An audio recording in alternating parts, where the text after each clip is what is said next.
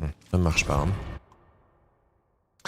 Ça ne veut pas marcher. The S&P, somebody else had something else, and I've merged all of these. So the accuracy of this on this chart, it could be off 0.5% here or there. This took a lot of work and a lot of research to put together, but it's not the accuracy, it is the trend that is important. It was below 3%, or around 3% in the year 2000, and with each crisis, GDP falls, and so do company profits because sales fall. When that happens, it makes it harder and harder to afford the payments on their debt, and so the percentage of zombies rises. It rose to 9% in late 2003. The economy got better, and by 2006 and 7, it was back down, almost down to 5%, but not quite. And then it rose again after the global financial crisis of 08, peaking at almost 13%, over 12%, and then went down. But then, for the very first time, because of all the free currency that the Federal Reserve was handing out with 0% interest rates and massive currency creation, when the economy was getting better, this did not go down in 2013, 14, 15, 16, 17. It went up instead of down. This should have gone down to like 4% or 3%, and then continued on up to the pandemic, and now it's been falling a little, but we're still at 20%. That's 1 in 5. Imagine driving through a downtown street in your town, and 1 out of every 5 businesses are boarded up. This is going to be horrific when it happens, and you're going to need to be prepared. Getting your house in order is about real estate, and Dr. Robert Schiller took real estate and he indexed it. He's indexed it to 100 where the data starts. I believe he should have indexed it to 100, somewhere right around here. That is fair value. So this is how overvalued or undervalued homes were during certain periods of time. And what you see here is that homes were about 2.2 times overvalued across the United States. The average, this is a 20-city average. And so they have to crash by more than half. This is going to be horrific. In the year 2000, it was a stock market crash. In 2008, it was stocks and real estate. In this crash, it's going to be stocks, real estate, and bonds. Here we have the 30-year Treasury bond.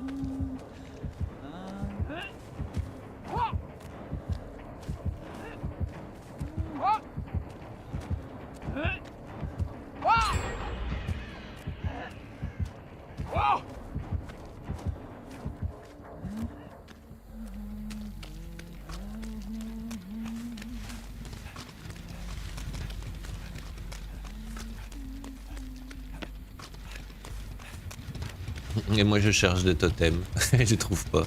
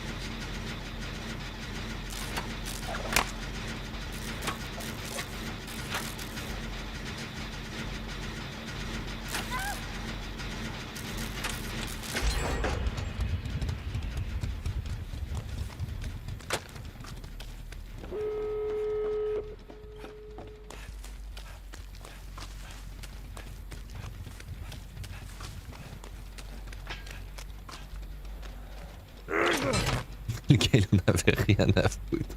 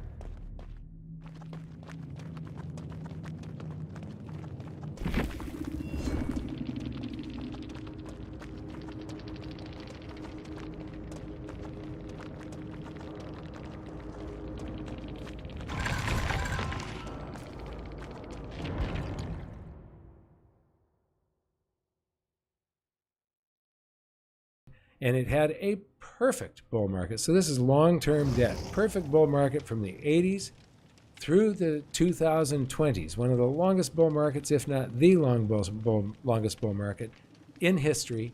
We've broken that trend line.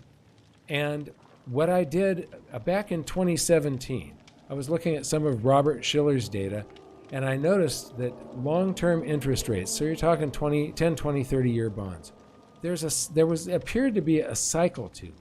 And this was back in 2017, so it's back here somewhere, where interest rates were still fairly high compared to where they came down to eventually. So here it was, 2017 was when I first made this chart. And what I did was I found the absolute minimums, the first full cycle where you go from minimum to maximum and back to minimum that was there was this one. This one is half of a cycle.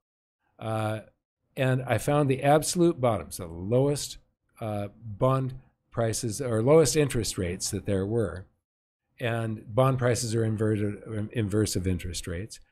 And counted the number of months up and the number of months down, and they were exactly the same. I applied the same thing to today's cycle, and I said back then that between 2019 and 2021, the bull market in bonds would be over, and that's exactly what happened. It turned out in 2020, it was a very accurate prediction that this chart had made.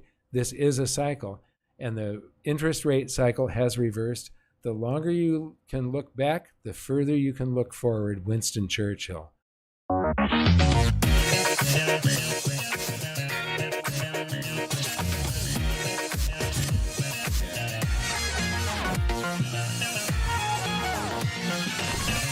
Bienvenue à Bistro Liberté, le débat libre et non conformiste. Au programme de cet épisode, faut-il répartir les immigrés dans les campagnes ? Non, moi ce qui me choque, c'est qu'on ne donne pas à l'immigration l'importance qu'elle a en termes de politique, c'est-à-dire on traite ça de façon amateur. On dit oui pour ou contre, enfin, on se fait du mal vraiment dans un débat, j'insiste, c'est un petit jeu auquel on joue.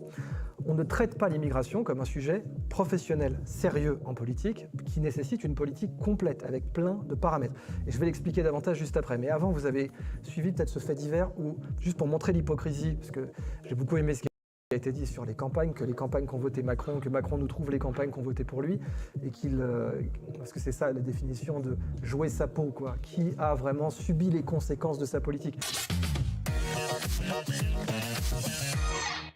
Et en seconde partie, les médias, une arme de propagande massive ?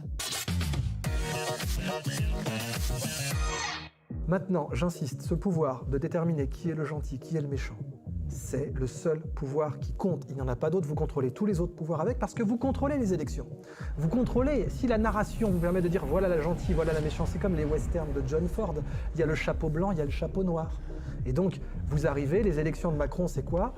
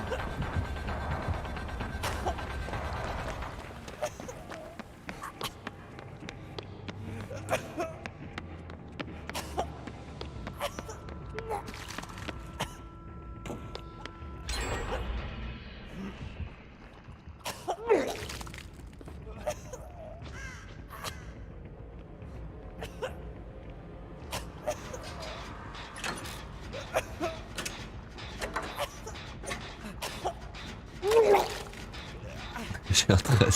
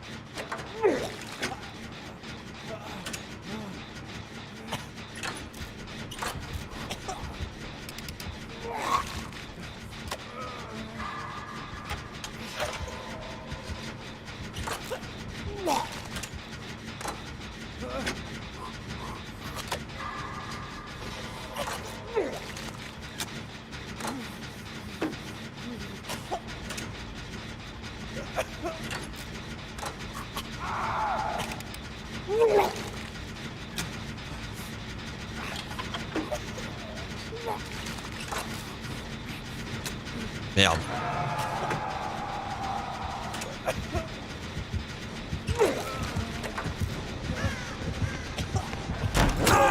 Ah putain, mais pourquoi il est aussi lent quand je démarre là?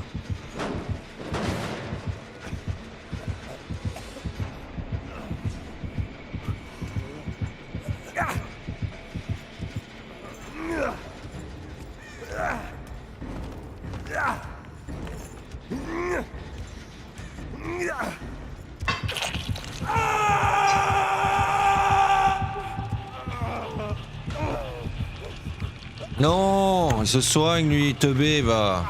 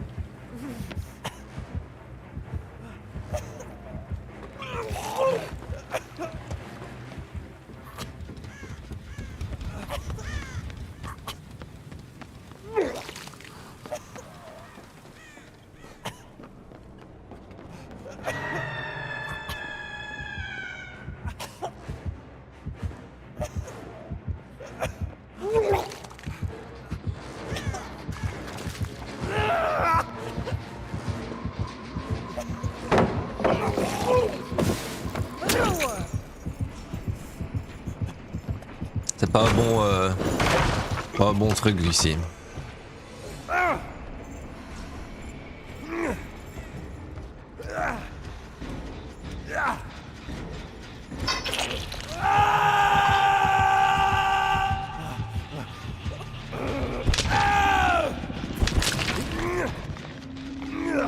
Oh là là, le gros campeur.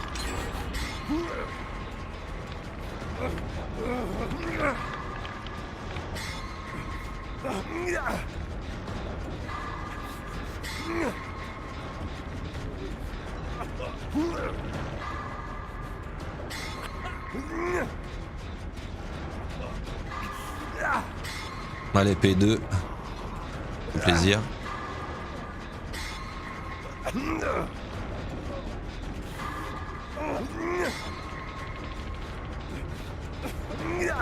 Il tombe lui, non? Lol. Je vais mourir moi.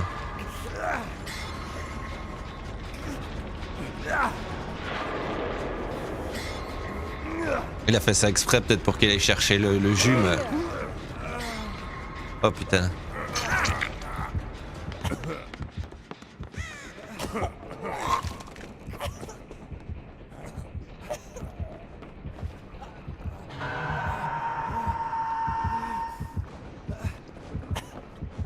Ouais bon.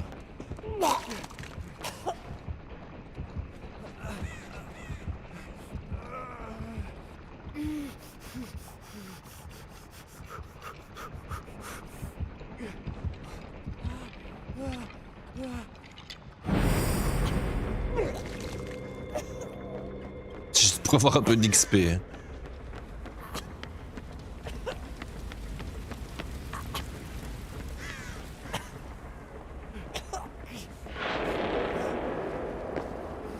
Attends, bah s'il se soigne, je vais me soigner aussi alors.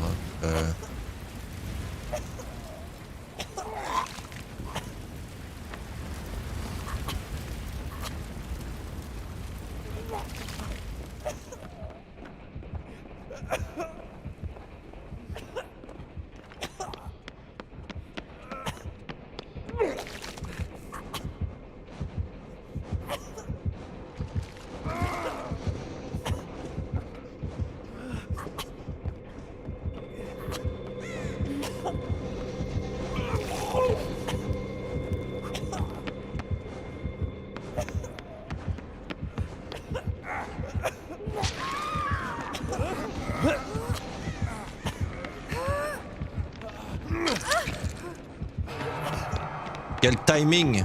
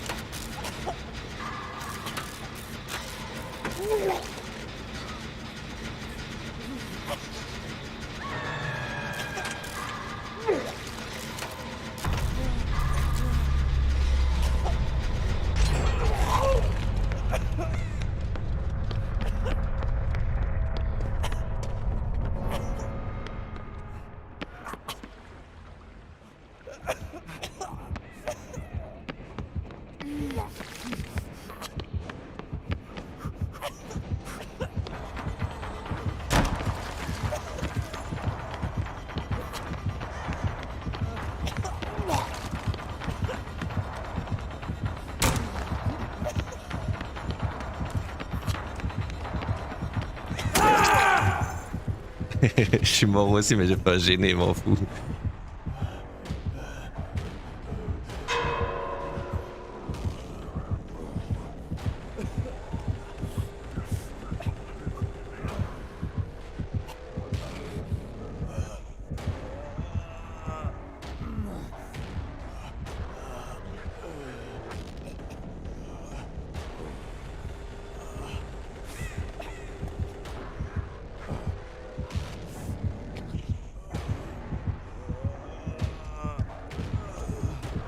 Merde.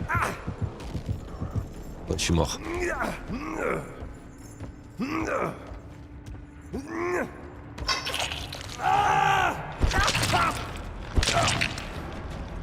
Je vais regarder si elle arrive à s'en sortir.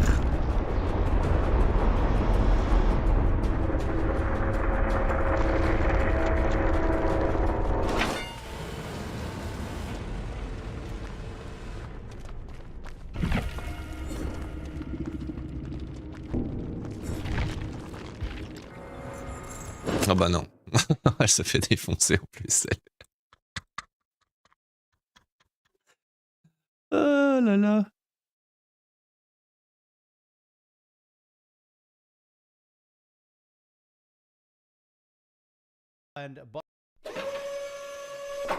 We currently have the biggest crash in history ongoing. Millions of people are currently being wiped out, and you have about two hours left, 2 days left, to bring the banks your currency. And according to China, we have a massive dollar. Ah, c'est ça que j'avançais pas. The president is telling all of the banks, get ready and buckle up. Oh, and just in case you're following CarMax, you know those used car prices? Oh my gosh, it went kaplooey. And I've been telling you for quite some time, you want to buy a car, don't buy a car. You need to wait And rail volumes, you know, stuff that moves around and you buy it, shrank almost 5%. Not this year, this week. And the stock market looks like a dumpster fire. This is fine. Everything is perfectly fine. I cannot believe how many stories. I'm like, which one are we covering today? It's like all of my dreams of end of the world. They all come on one day. You gotta space it out there, elites. Oh, and I almost missed that story. That's why I brought it down. Bravo, you're gonna forget. Robert is saying the biggest crash in world history. Issues dire warning and avoid anything that can be printed. And it looks like central banks, Robert, have your back. They're already saying, bring us that dirt. We got to issue our new USDC, or actually it's CBDC. We'll probably need a lot of CBD when this whole thing goes under. UK paper. Bring them your 20s. You can't use them anymore. Bring them your 50s. The notes are expiring. So all of that currency that you currently have underneath your mattress, well, you can't use it anymore. Against the law. Just like that, we have the end of the paper money era. That's it. And you know what? I'm pretty sure if I scroll down, we're going to see rioting in the streets. Bravo, you're so doom and gloom. Can I still use the paper? Starting October 1st, it's just a couple days, right? Can't be used. No, you can't use it for spending.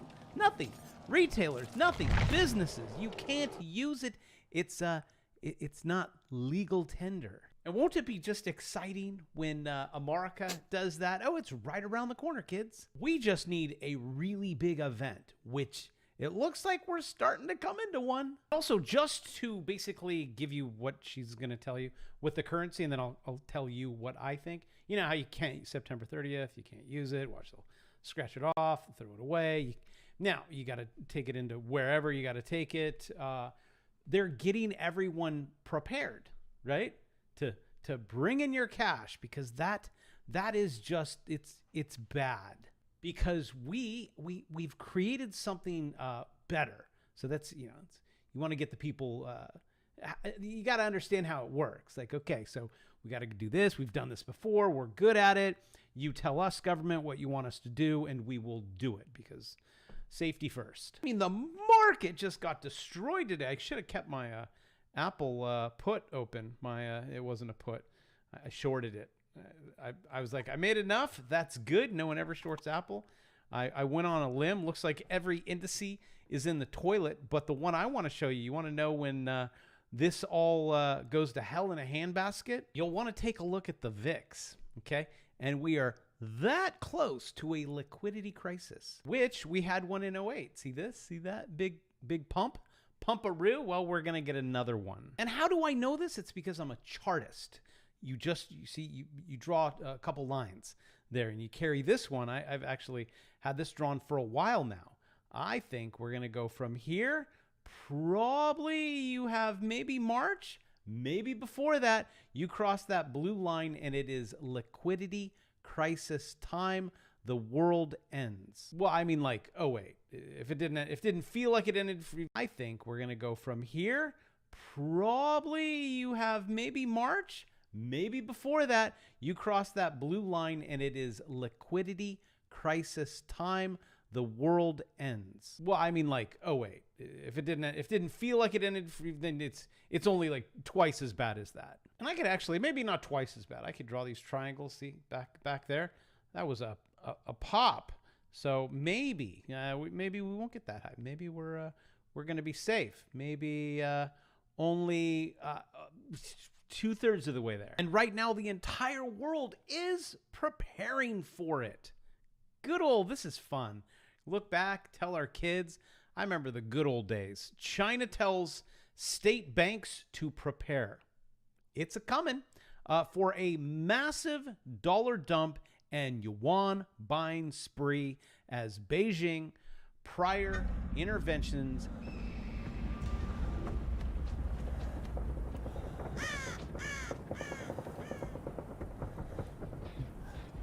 (1476) BFM intervalle.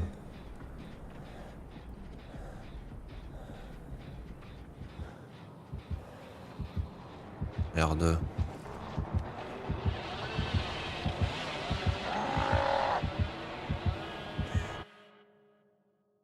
Qu'est-ce que c'est que ce bordel qui est frame intervalle?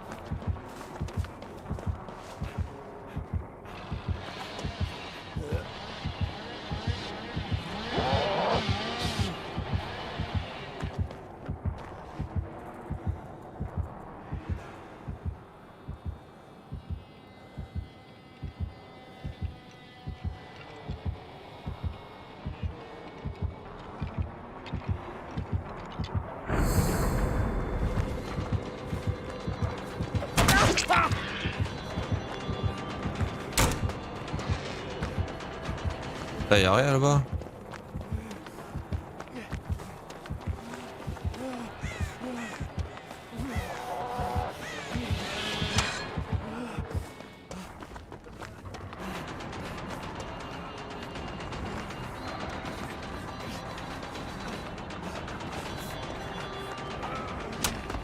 Putain.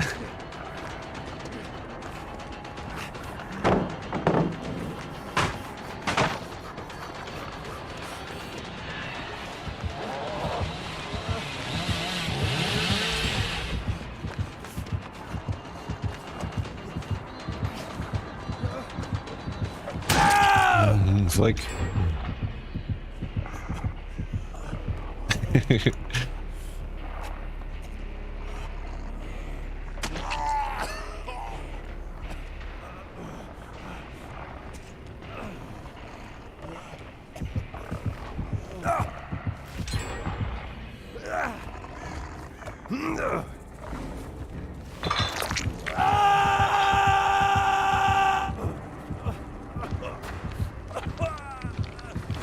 On me dit pas qu'il va camper ce trou de balle.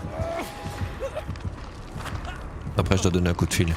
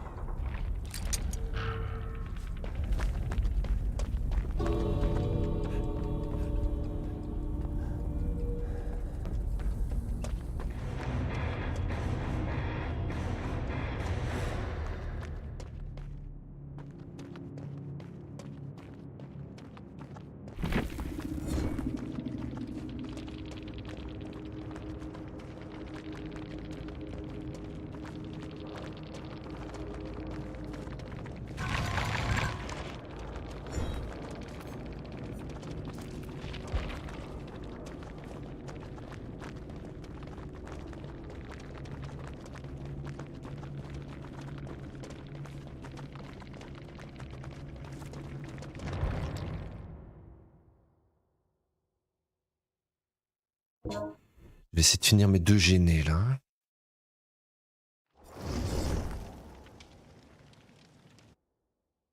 Have failed. And like always, they're going to make it really bad. And then they're going to say, oh, but wait, we have a solution. And you better be trading this thing all the way into the floor because you make money going down, you make money going up. Also, my bear market money. Please, and if it says 1,000, you missed the coupon code down below. Just turn on your bell notification. Once you grab it, you turn it off, whatever. But I have to keep filming. And you need to let me know if I misspelled something. Which one of you guys trolled me in the comments section. You said I'm like, if I misspelled the word bear, you said you misspelled the word bear. I freaked out. So take advantage of that $200 if you can grab it. If you can't, come on back tomorrow so you don't have to be fearful when you do when everyone's fearful. You're greedy. Just not yet. So hold on. Wall Street's fear gauge is finally waking up to market mayhem. Oh, 5 other VIX inversions. Oh, you wait. You're going to be seeing a whole lot about the VIX. But the good news is I just taught you about it. Now, when is it going to take off? I don't know. Just like my last call. And I said we were going to have a bounce. That didn't last long, did it? Gave you 1 green candle. I missed it by 1 day. So there was your green candle. It's SPX, same thing, 9. This thing is still overextended. SPY, the Dow Jones Industrial Average, no bueno. So it looks like that's the only bounce you got. And then down lower. That actually, if I turn this on to the monthly, that's our kiss of death, which Jim Cramer, weird. He got a call wrong. He said we wouldn't break that line. Well, Jimmy, looks like we broke it, and we're going to have hell to pay. And also, I was just reading an article from Peter Schiff, who has been on my channel, I believe, a couple of times. He said gold has been the best performing asset in 2022. And I'm looking at this chart, Peter. I don't know, buddy. I'm going to say it's not, and I'm going to say you owe my friend Brent Johnson a gold coin on this one. Now, this is where it gets confusing, because I agree with you. Physical. But the question is when. I know when for you. Stack every day. Well, I want to buy low. That's the whole thing. Now, if the dollar's ripping higher for how long? A year? 2 years? I want to be making lots of digits go in that direction, so I can then buy the stuff that I want. And if my gold and silver go down, I can't buy the things that I want. Well, that will because I don't have enough of these to buy the properties that I want, to buy the things that I need. Complicated, I know. That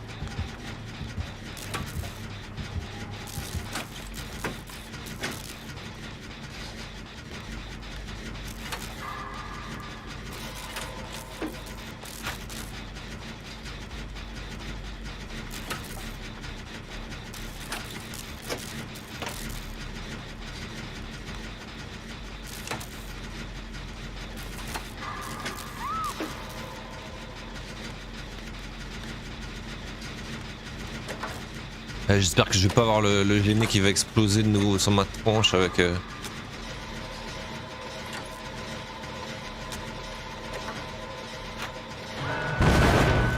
Putain, va venir direct dessus, c'est sûr.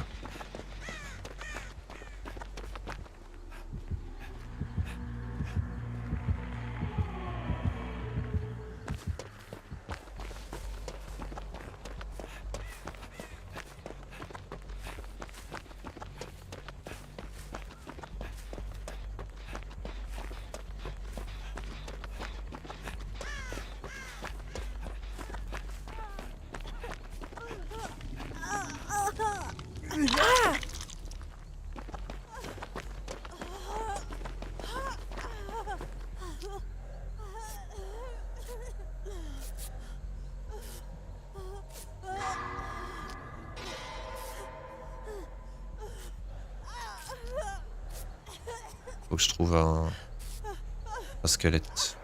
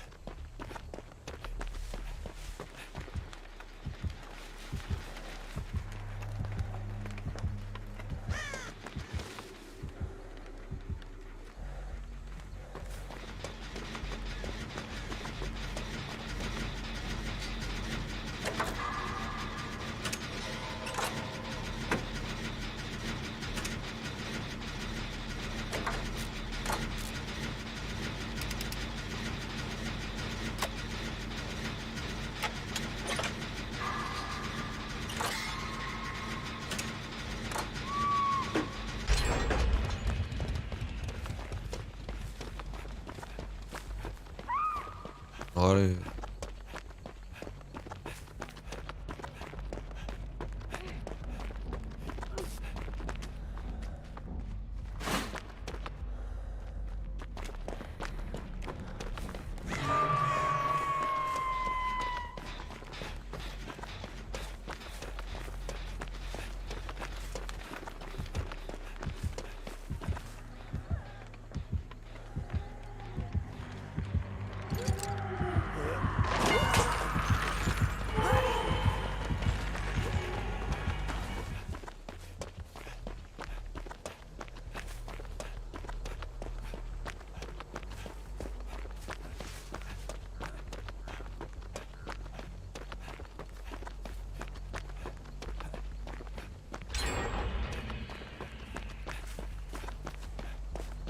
Faut que je trouve un totem parce qu'ils arrivent pas à se soigner.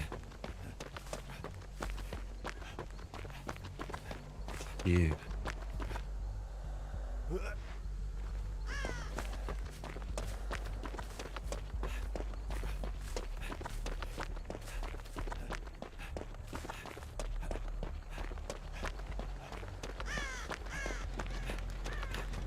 Ah voilà.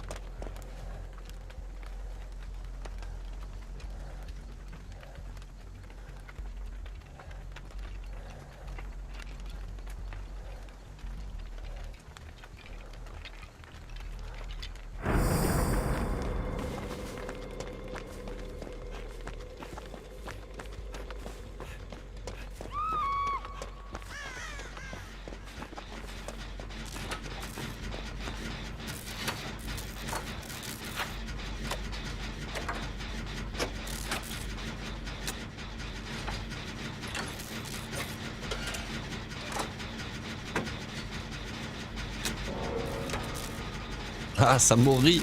Ça mourit, ça mourit.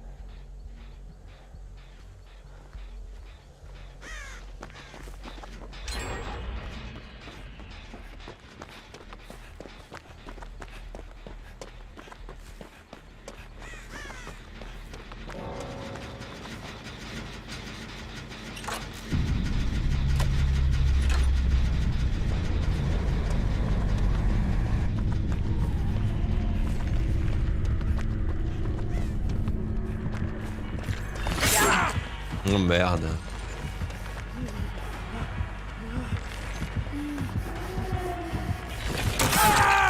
Pas le temps de prendre cette fenêtre de con là avec l'ange, j'ai trop mal joué.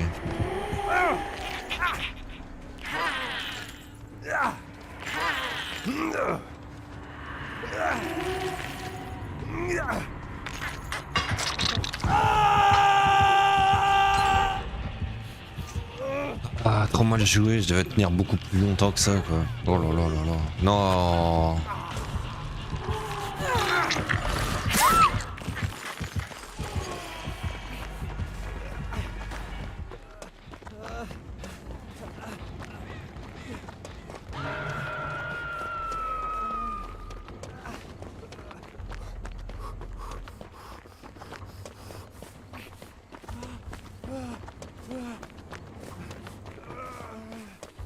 On a plus que deux en fait, ok.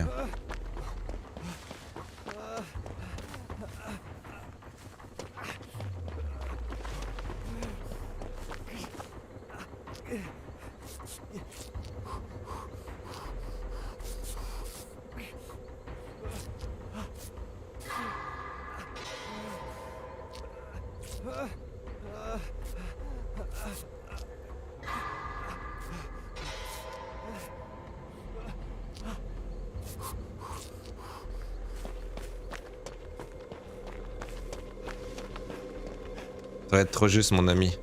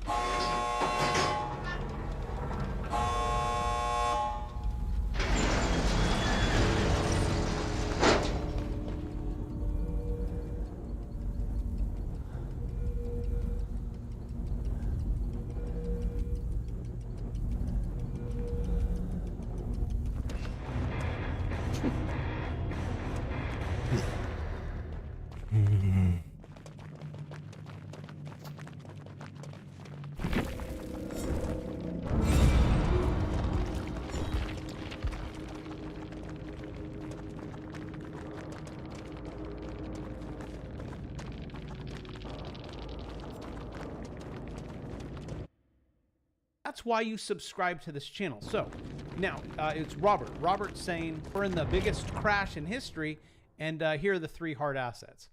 I'm assuming I'm just going to go out on a limb here. I'm going to say it's gold, it's silver, and it's Bitcoin. As I scrolly, I think I was wrong. Precious metals. Okay, got you on that one, Roberto. What else? We got buy gold, Bitcoin. Number 2. What's the third one? Food. So make sure you have food. Well, actually say probably you'll want to make sure that you have ground, okay, and you can plant your food, water your food, no matter what the government does or says when they say, hey, give us your currency. Because we want to give you this this cryptocurrency, which it won't be. But do you see my dilemma of I know. I've been supposed to be buying gold at 2,000 and then lower and lower. I'm like, I just want to wait. Once they reverse, because I've been saying on this channel forever, dollar goes up, precious metals go down. When I see that flip, yeah, but the premiums, bravo, I understand. Also, don't be surprised if what the government did, like they did back in the Great Depression and other times when they said you can't hold gold, you can't hold silver, you can't hold Bitcoin. You know they're coming after that one. That one's easy. That's illegal. Gold and silver, illegal. You got to use this. And the people will go, yes, that's the right thing to do. Make sure you always do the right. I understand. Also, don't be surprised if what the government did, like they did back in the Great Depression and other times when they said you can't hold gold, you can't hold silver, you can't hold Bitcoin. You know they're coming after that one. That one's easy. That's illegal. Gold and silver, illegal. You got to use this. And the people will go, yes, that's the right thing to do. Make sure you always do the right thing. And hopefully at that point, you have your garden and you're away from the crazies. And oh, hey, I found the article. Gold is one of the best performing assets of 2022. Oh, and also just in case you're into railroads, like me, U.S. rail volumes fell, okay, I can't say almost 5%. It's 4.4. I'm stretching it. I do that on this channel. Fell 4.4% in week 38. In 1 week, almost 4%. So you know what that means? That means disinflationary, because you get mad at me when I use the word disinflation. Also, just know, which the people that do sell you the gold and silver, they like inflation because then the price of gold and silver goes up. Except it didn't do that this year. Huh. That's interesting. And that is why we follow the charts and not, oh, this is what it's supposed to do. Used car prices.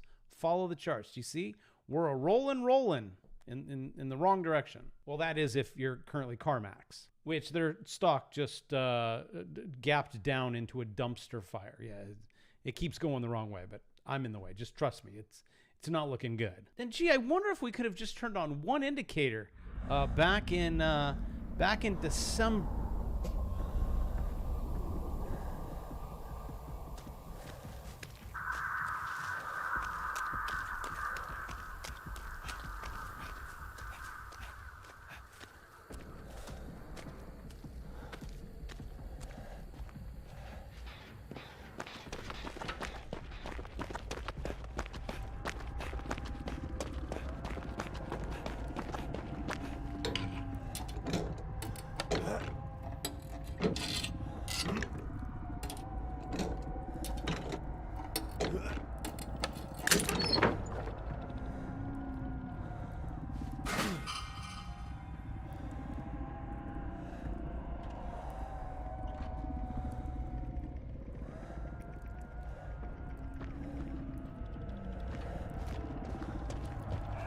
Oh putain.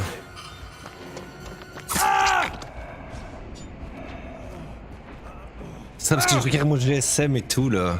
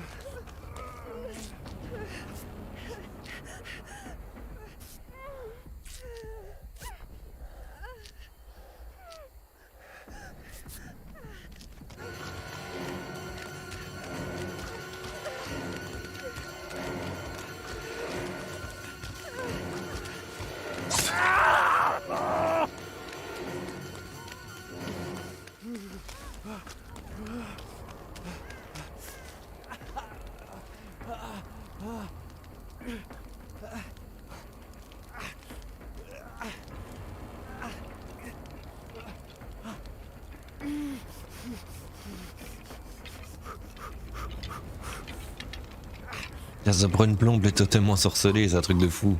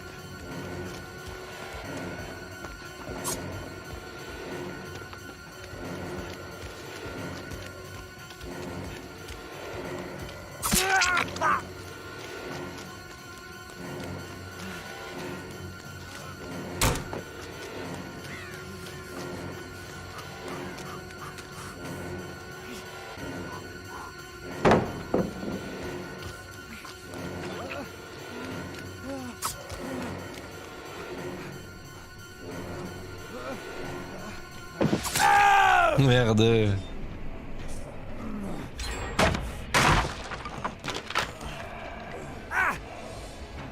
Dans la cave encore. Ah non, même pas.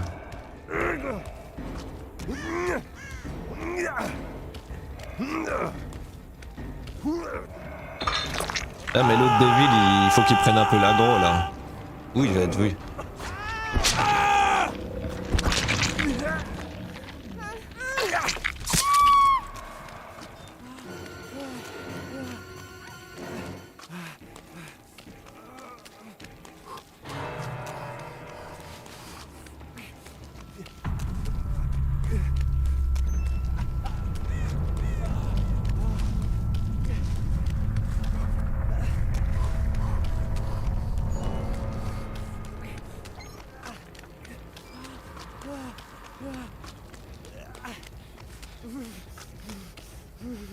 Gros chieur.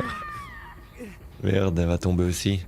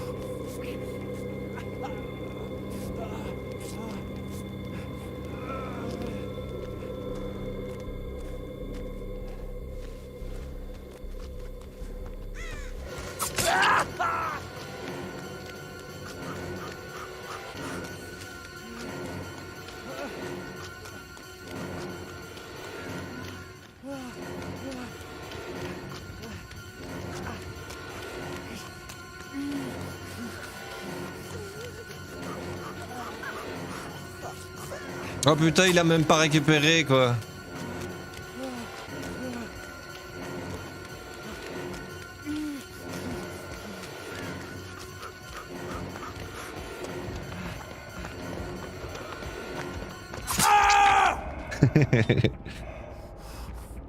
Quel connard le Deville.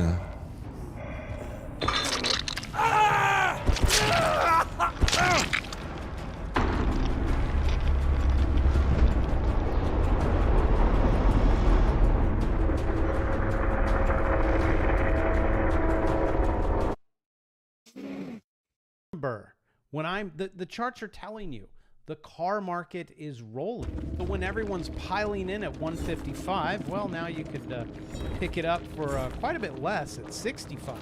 Also, almost 60%.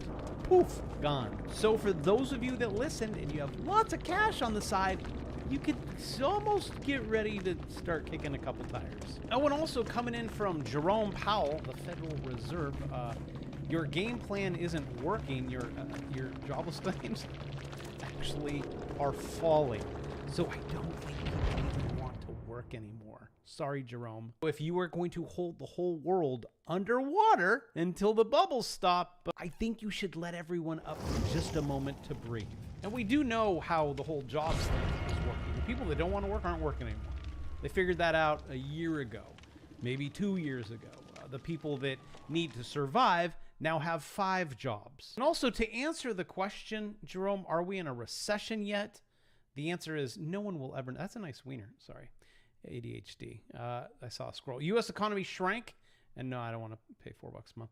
In the first half of 2022, updated GDP confirms. It looks like the revision, still gross domestic, GDP, the official scorecard of the economy, which it really isn't. It's not. Fell out of my hair. 0.6. So, yeah.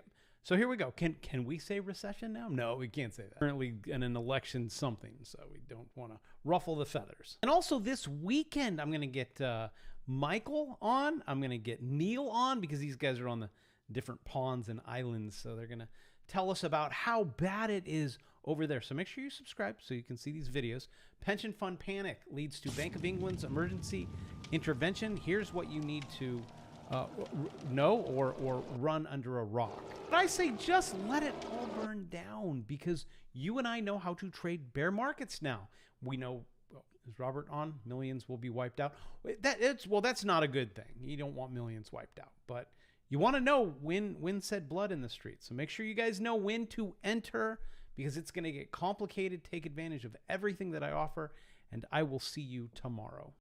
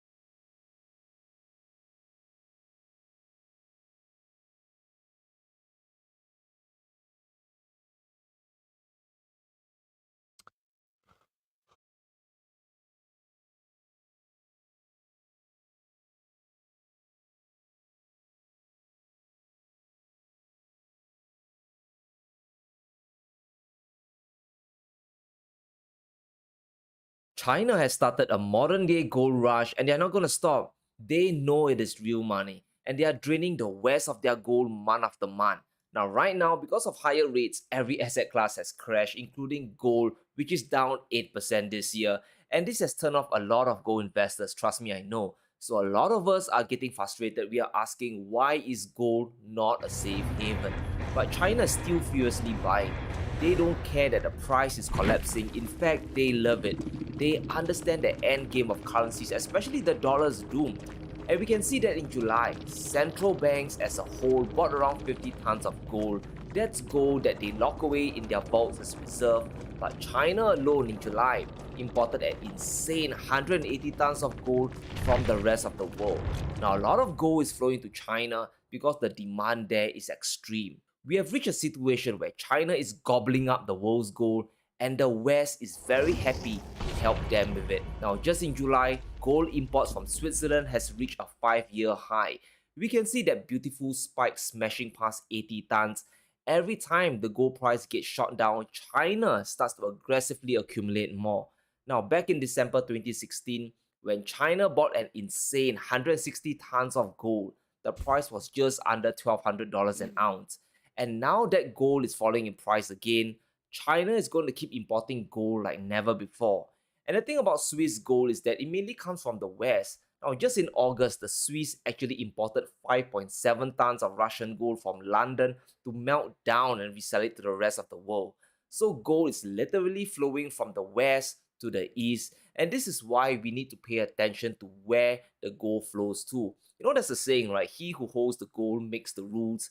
And we have China slowly accumulating big positions while the rest of the world is focused on the Ukraine war and the energy crisis. The headlines are always Putin this, Biden that, Zelensky said this, Pelosi did that. But the real game changer is what China's doing right under our noses, right?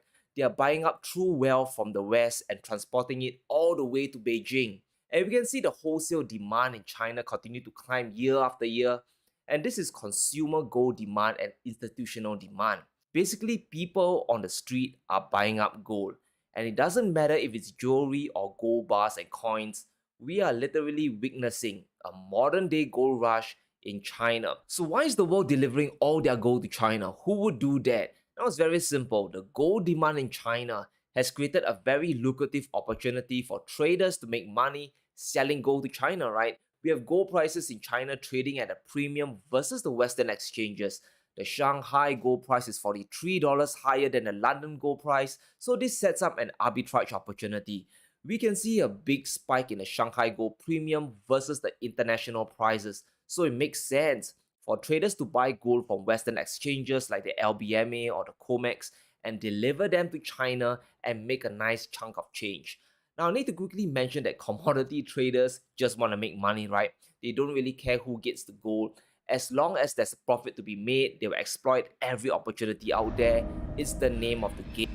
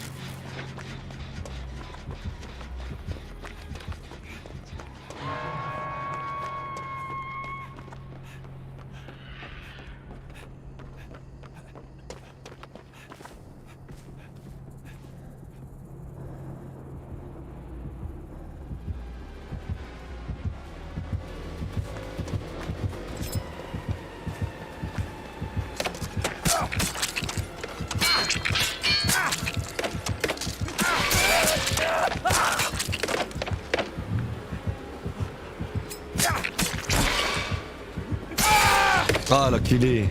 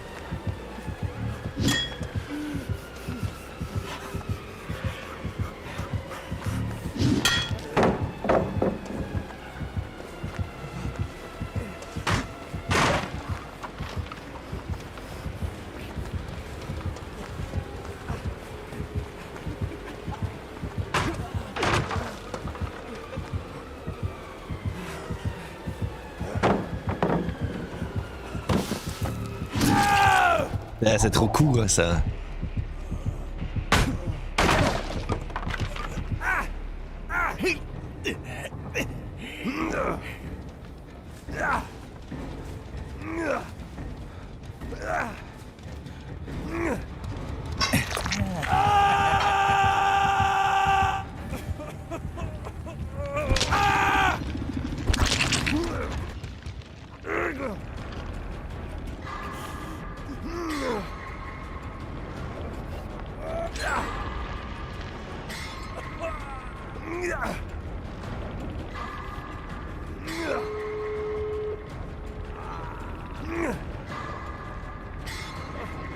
Merde.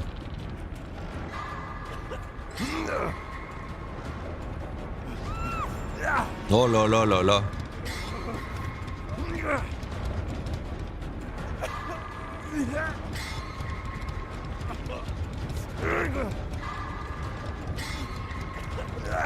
Pas mort de mort. C'est un enculé ce mec là, il veut que personne ne vive.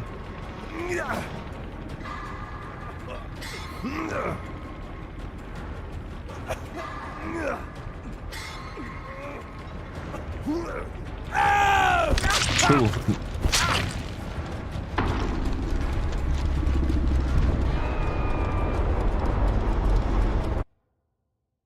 Game. So this setup is very interesting because basically Chinese government policy restricts the quantity of gold that can be imported to China. They are controlling the supply while demand is surging, and that is why there is an incredible spike in gold premiums in the country. And here's the funny thing, we know China is the world's biggest gold producer, so what is going on? It's very simple, right?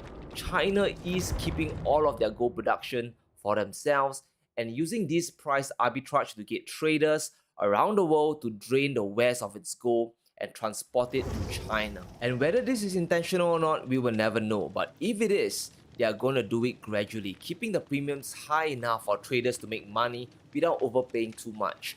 In fact, if we compare the gold price difference between China and India, we can see that China is selling at a $30 premium while India is selling at a $10 discount.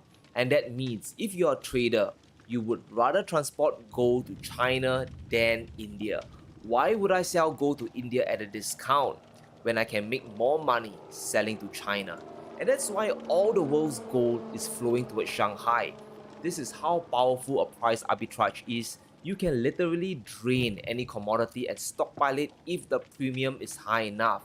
So why is the demand for gold so high in China, right? Why are all the local Chinese people, they're all hoarding gold?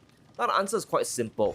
Because it is an effective store of value and investors in China, they have very few options. Now firstly, the Chinese yuan is in a terrible free fall. It has crashed over 12% versus the dollar, and that is not good if you're a local person in China. Now we all know that China tries their best to keep their currency weak so that they can export more stuff to the world because they are the world's factory after all.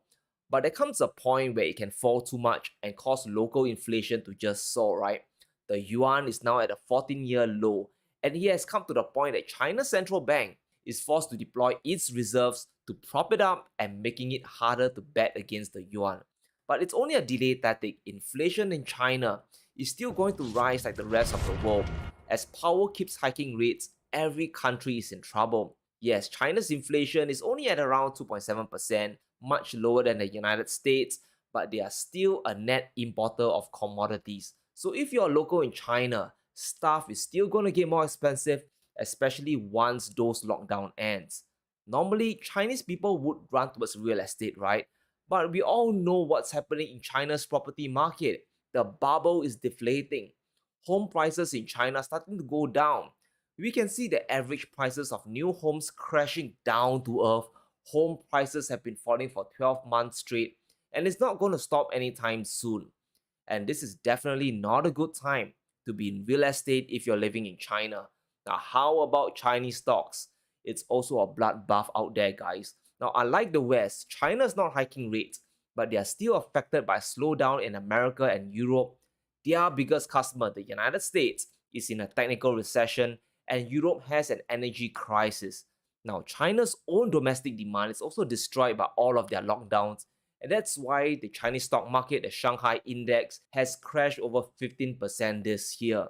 So in China, there's nowhere else to hide except for gold. Now we know that gold is down 10% this year, 8 to 10%, but that is in dollar terms.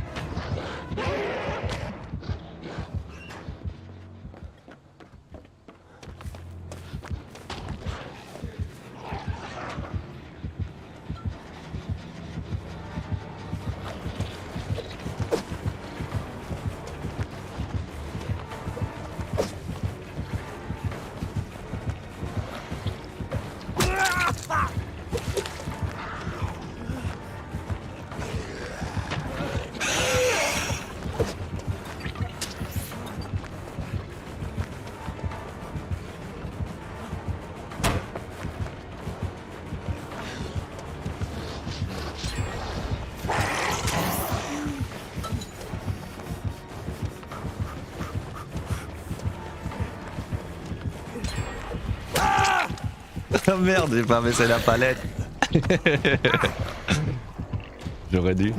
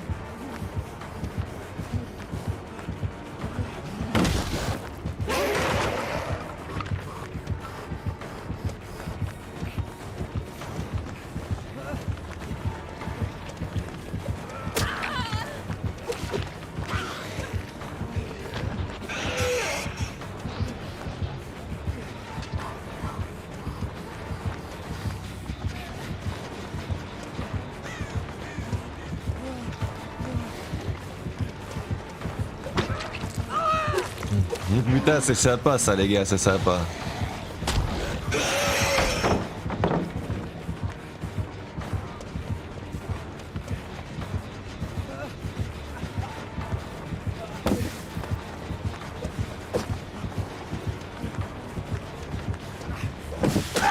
Ah ouais, j'étais pas assez collé.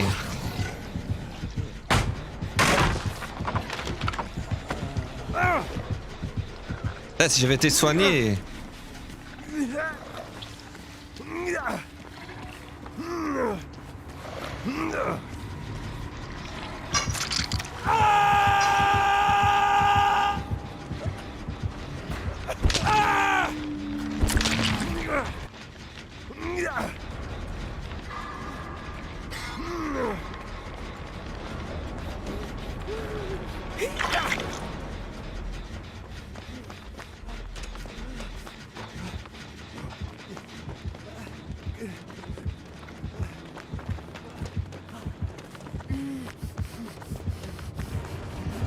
Eh.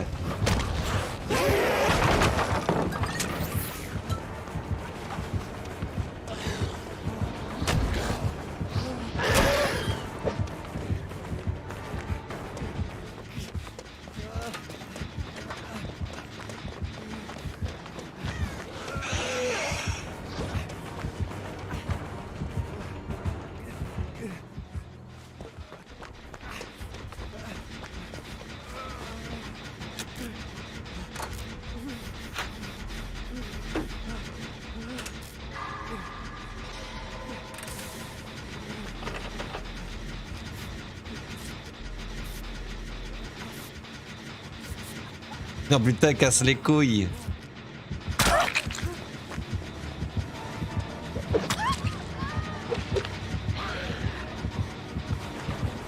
Ouais, je vais tomber.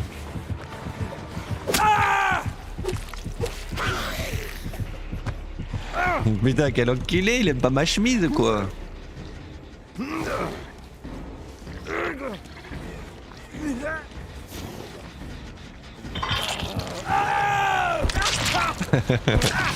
Le lol.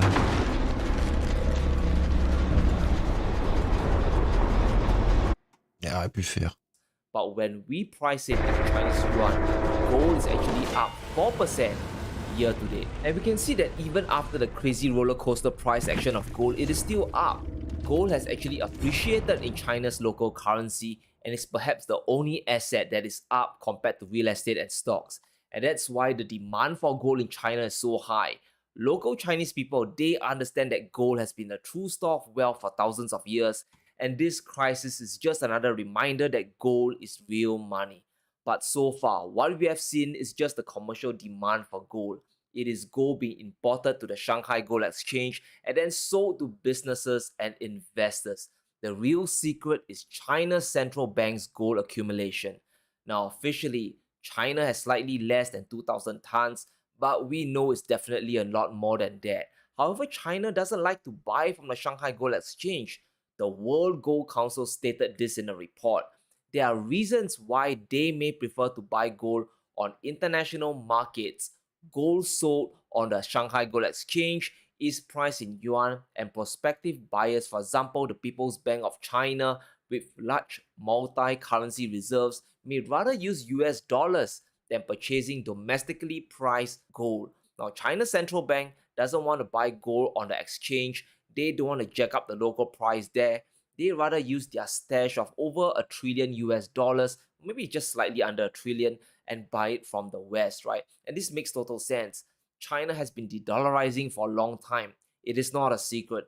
They are trying to influence the world to do more bilateral trade in their own national currencies and not the US dollar. China has seen what's happening with Russia's dollar assets and they are sweating bullets. And that's why China is getting rid of their US treasuries, turning around and using that cash to buy gold. Now, we gotta understand that when China's central bank buys gold, it is off the books, right? It can't be tracked, and they prefer it to be that way. They don't want the United States or the West to discover how much gold they really have, because it might reveal their true intentions. Now, back in 2010, when the IMF sold around 400 tons of gold, many countries bought, but apparently, China wasn't listed as a buyer. And according to an official from the China Gold Association, he said, it is not feasible for China to buy IMF bullion, as any purchase or even intent to do so would trigger market speculation and volatility. And this tells us that China understands that their gold buying habits can move markets. So it's much better if they stay silent and buy gold at a cheaper price than go around telling the whole world. But make no mistake, China has big plans for buying gold. In an interview, the China Gold Association president laid out China's ambition when it comes to gold. And the article is titled Gold's Strategic Mission to Support the Chinese Yuan to the World. Now we gotta pay attention to this. He said, in order for China to undertake its strategic mission, we must increase our gold reserves in a planned way. The first step is to surpass Germany with 4,000 tons, and the second step is to gradually increase our holdings to 8,500 tons, surpassing the United States. So it's clear as day, guys, China wants to surpass the West as the biggest holder of physical gold. And here's the thing, all those sanctions on Russia banning their gold from the LBMA is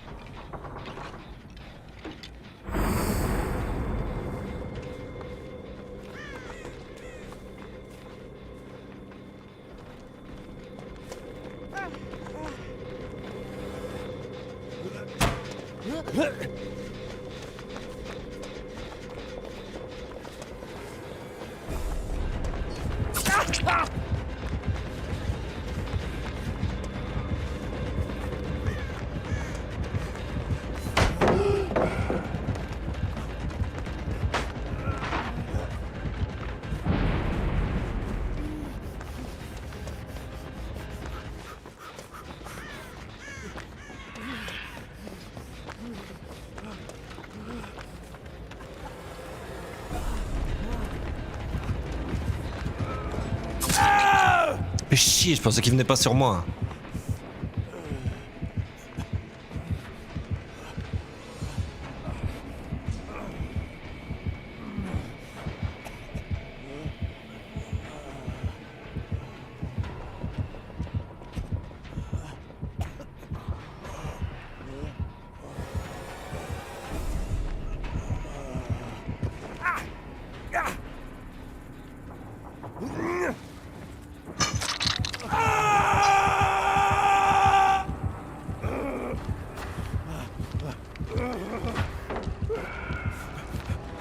Bon ça.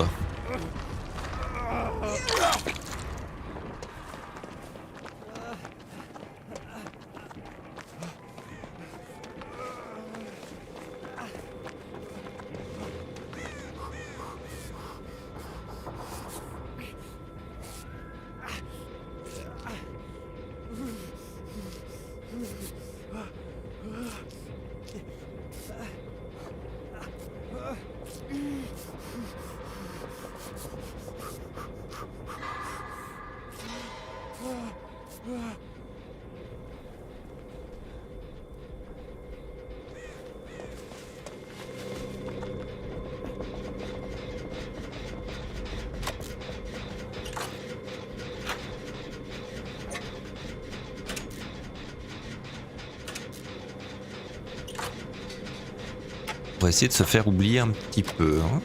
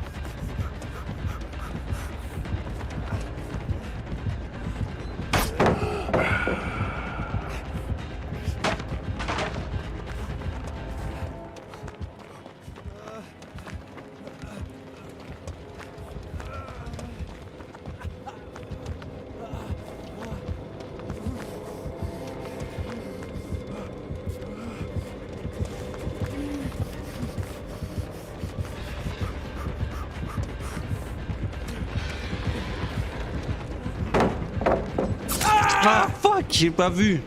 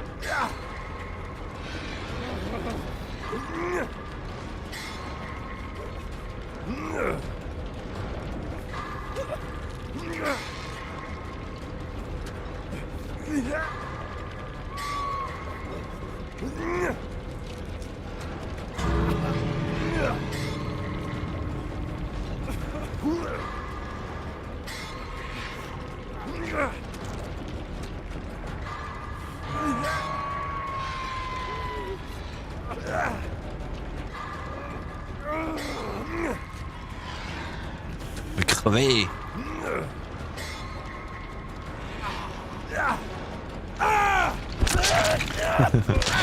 La loose.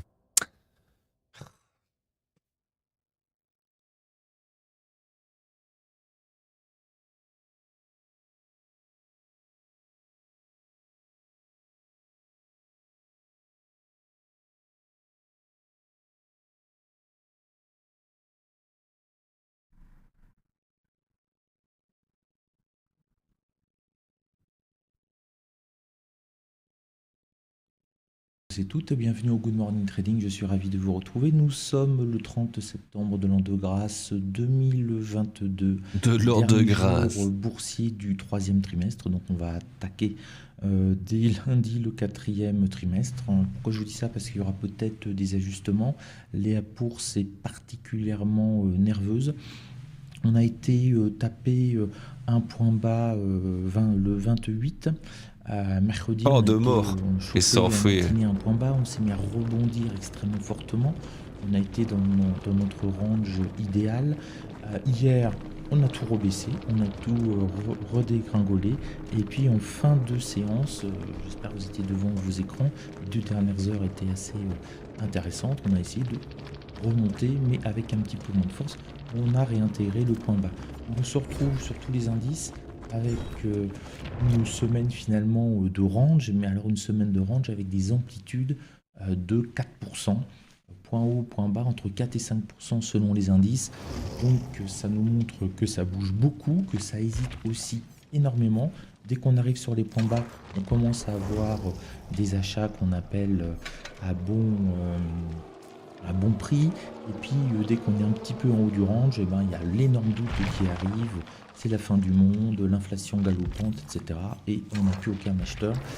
Et les vendeurs reprennent leurs droits, ou les acheteurs qui ont acheté en bas du range ont encaissé leurs bénéfices en disant c'est déjà pas mal, j'encaisse et on verra un petit peu plus tard ce qui se passe. Donc on est sur une semaine de yo-yo. Donc je vous dis attention, on est vendredi, c'est toujours plus compliqué le vendredi, notamment parce qu'on a des hedge funds qui doivent liquider leur position, à garder leur position durant le week-end. Ça peut faire partie de leurs conditions avec leurs clients, premier point.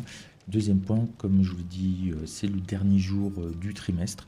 Donc c'est aussi souvent le moment où on est payé sur les performances. Donc on assure ou on encaisse les performances. Ceux qui font du swing trading pour être sûr d'être payé sur le trimestre. Le point global psychologique des marchés, en un mot, c'est absolument catastrophique. Pourquoi c'est catastrophique? Parce que on va avoir une statistique très importante aujourd'hui à 9h GMT. C'est la première estimation de l'inflation en zone euro en septembre. Alors on a le consensus Reuters qui tape sur 9,7%. Énorme, hein, parce qu'il y a 2 chiffres. Sur un an, après une hausse de 9,1 en août, donc l'inflation continue à progresser. Pour ça, ils ont une bille, parce qu'on a une mauvaise... Pardon, excusez-moi, je m'étouffe avec une certaine dignité. Pardon. On a eu des mauvaises nouvelles qui qui s'accumulent, notamment hier, ce qui explique cette vague de baisse aussi en Europe. On a eu les chiffres mensuels des prix à la consommation en Allemagne. En Allemagne, je ne parle pas de la zone euro, là en Allemagne, et la progression a été beaucoup plus forte que prévu. Elle est sur un an glissant de 10,9%. Inflation en Allemagne sur un an glissant de 10,9%. C'est le niveau le plus élevé depuis 1996, quasiment après la chute du mur de Berlin. Donc c'est pour vous montrer vraiment l'importance des moments que nous vivons. Donc hier, on a vu que l'inflation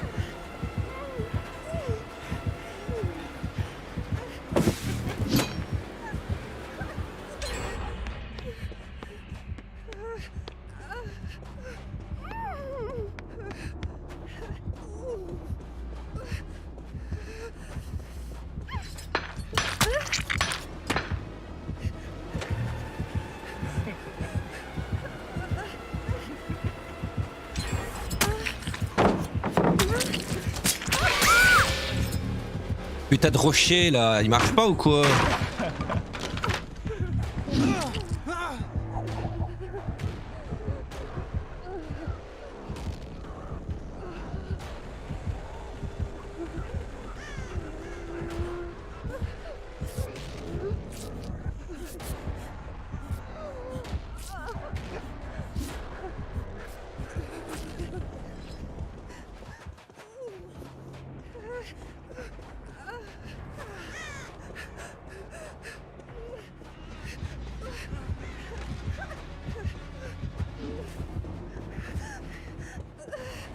Faut que je trouve un petit totem à purifier là. C'est bien.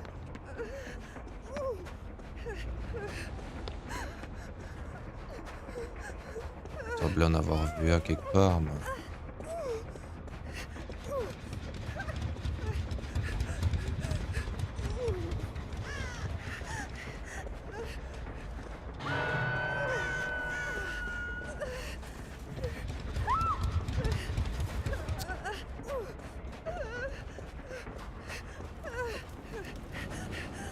Oh super.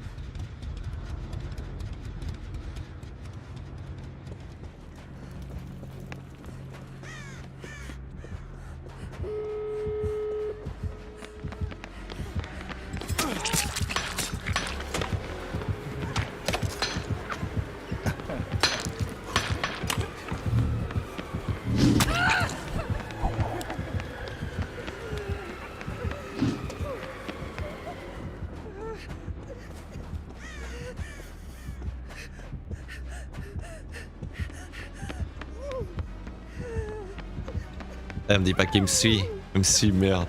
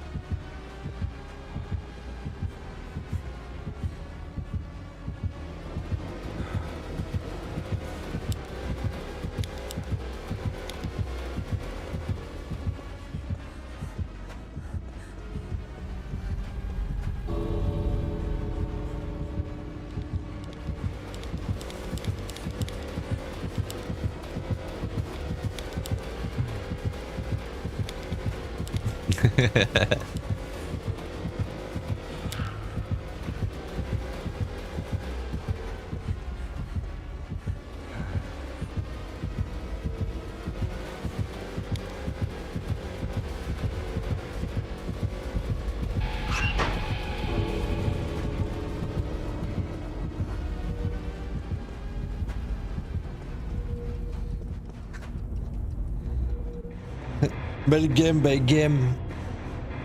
Ouah. Raimondo, quelle heure est-ce qu'il est? 11h40. C'est Attends. génial. Et là, on a la statistique pour l'ensemble de l'Union européenne. Donc, si Allemagne, c'est Ok, qu'est-ce qu'il va dire? on va voir, ça risque de pas être très bon. La seule chose qu'on va pouvoir voir, c'est ce que c'est déjà intégré ou pas dans les cours. On passe, je vais pas vous en dire plus que ça, parce que le week-end va commencer et qu'on n'a pas envie de se tirer une balle, mais les marchés sont quand même extrêmement nerveux et extrêmement inquiets, parce que là, la BCE, si on sort encore 10% d'inflation sur un an glissant dans la zone euro, après le 10,9 en Allemagne, on va être obligé de remonter les taux. Là, Christine Lagarde, elle n'a plus le choix à 2 chiffres, elle va être obligée de remonter les taux de manière peut-être même extrêmement brutale, parce qu'à trop attendre, maintenant, on commence à avoir les métastases de l'inflation qui se répandent un petit peu partout. Donc là, il vaut mieux un traitement de choc extrêmement rapide que de dire encore, il y a à peine un an, on nous disait mais non, l'inflation, il n'y en a pas, ne vous en faites pas. On voit ce que ça fait un an après. On ne voudrait pas arriver sur le système du Venezuela quand même. Hein. On se marrait quand... Enfin, le Venezuela, ils ont une inflation à 3 chiffres, hein. Voire 4 chiffres. C'est arrivé.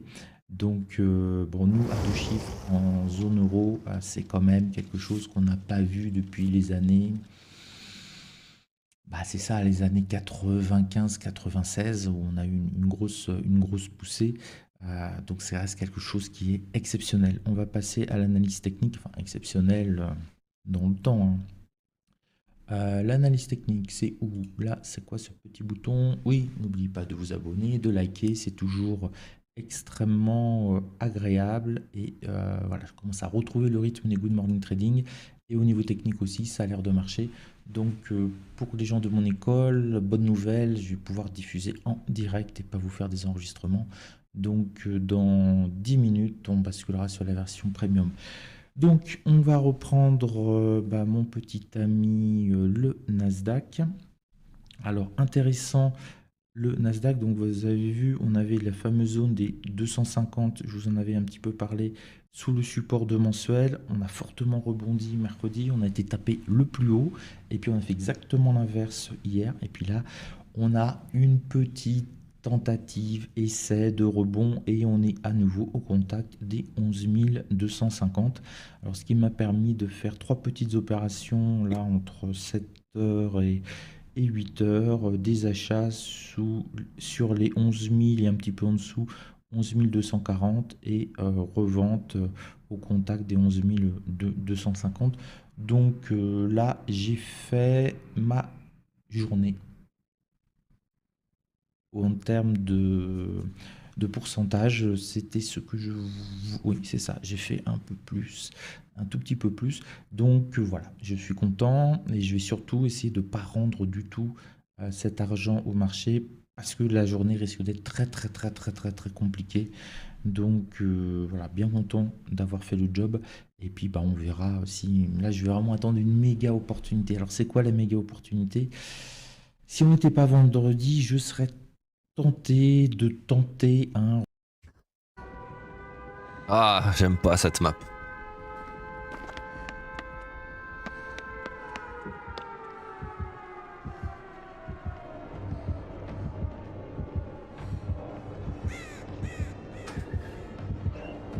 Merde.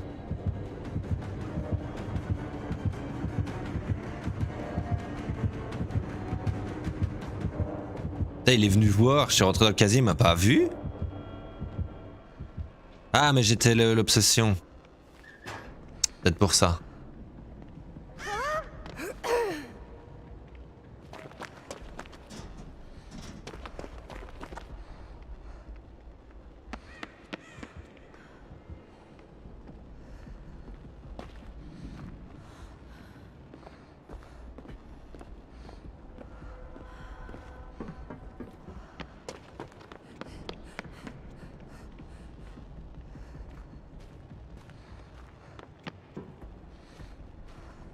Eh, pas gêné ici. Et où?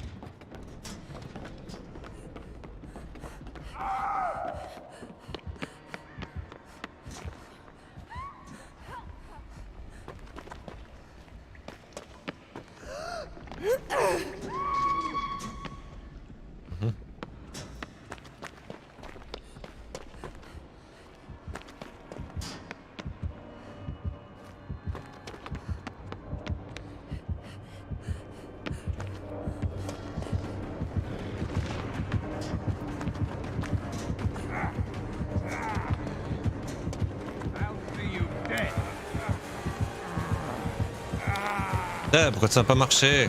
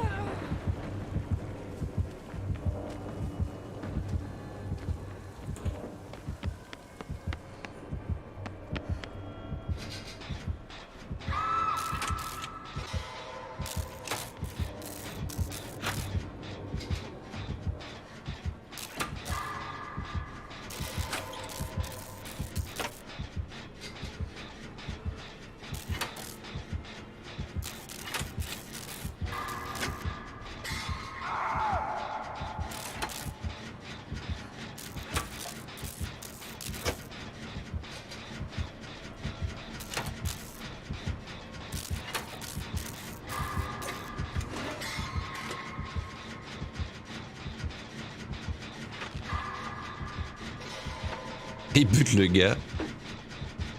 Oh, excellent.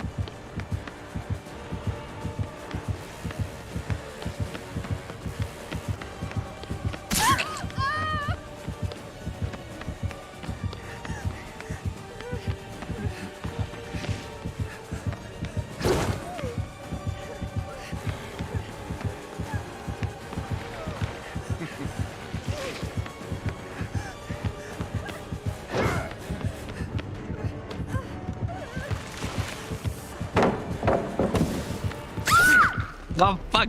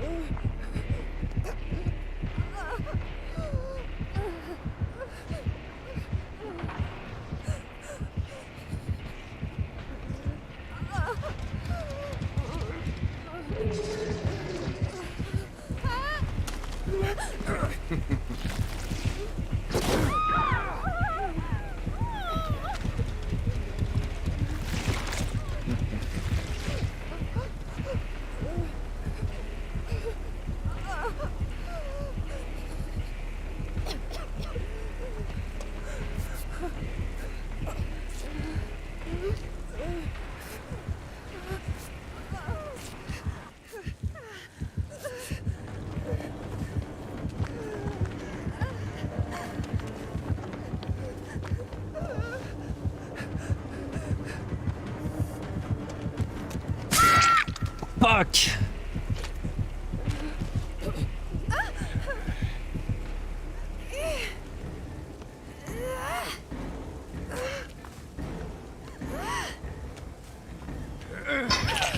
Dommage, dommage.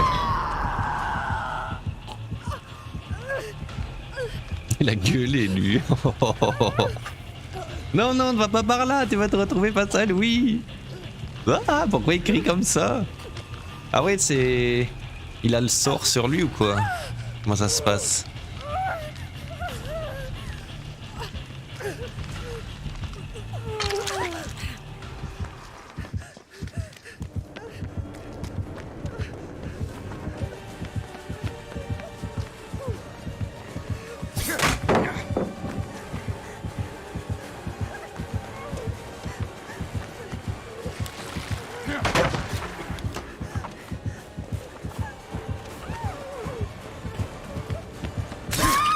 Non, putain, dommage, j'ai juste flashé, mais j'ai pas pu me barrer. Il n'aime pas que je le flash. Ces belles lunettes.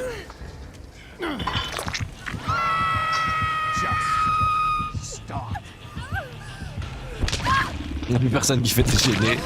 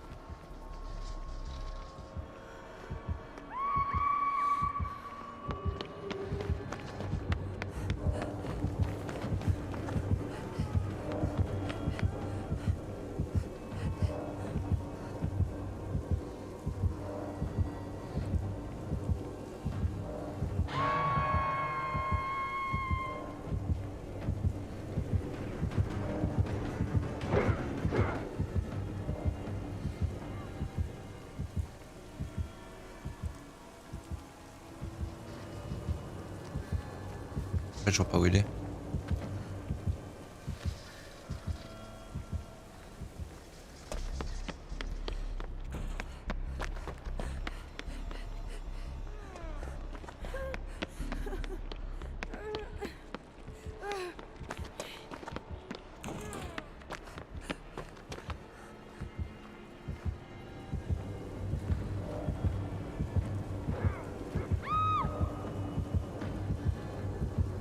Je vois pas où il tombe.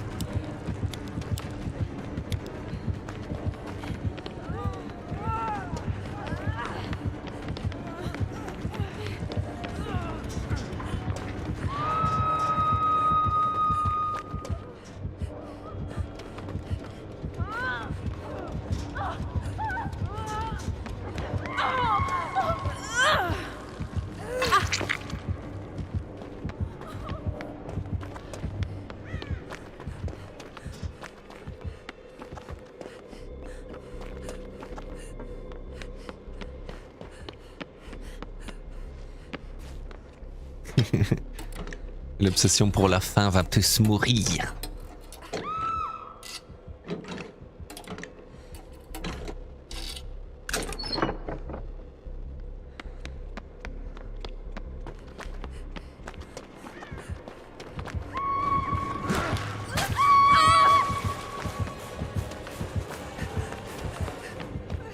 What the fuck, c'est quoi se lancer là?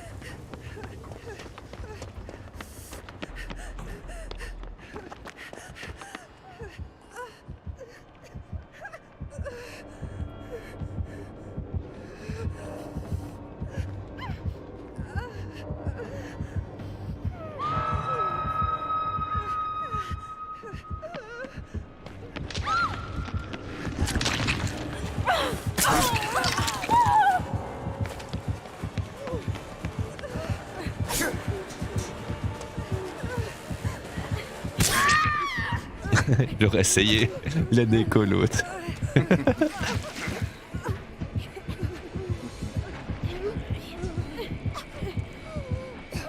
Dis pas qu'il va nous laisser mourir assis.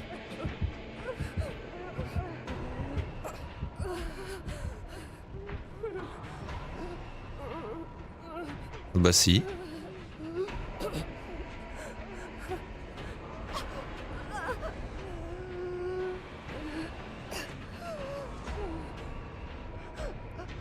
On cherche la trappe. La trappe, la trappe.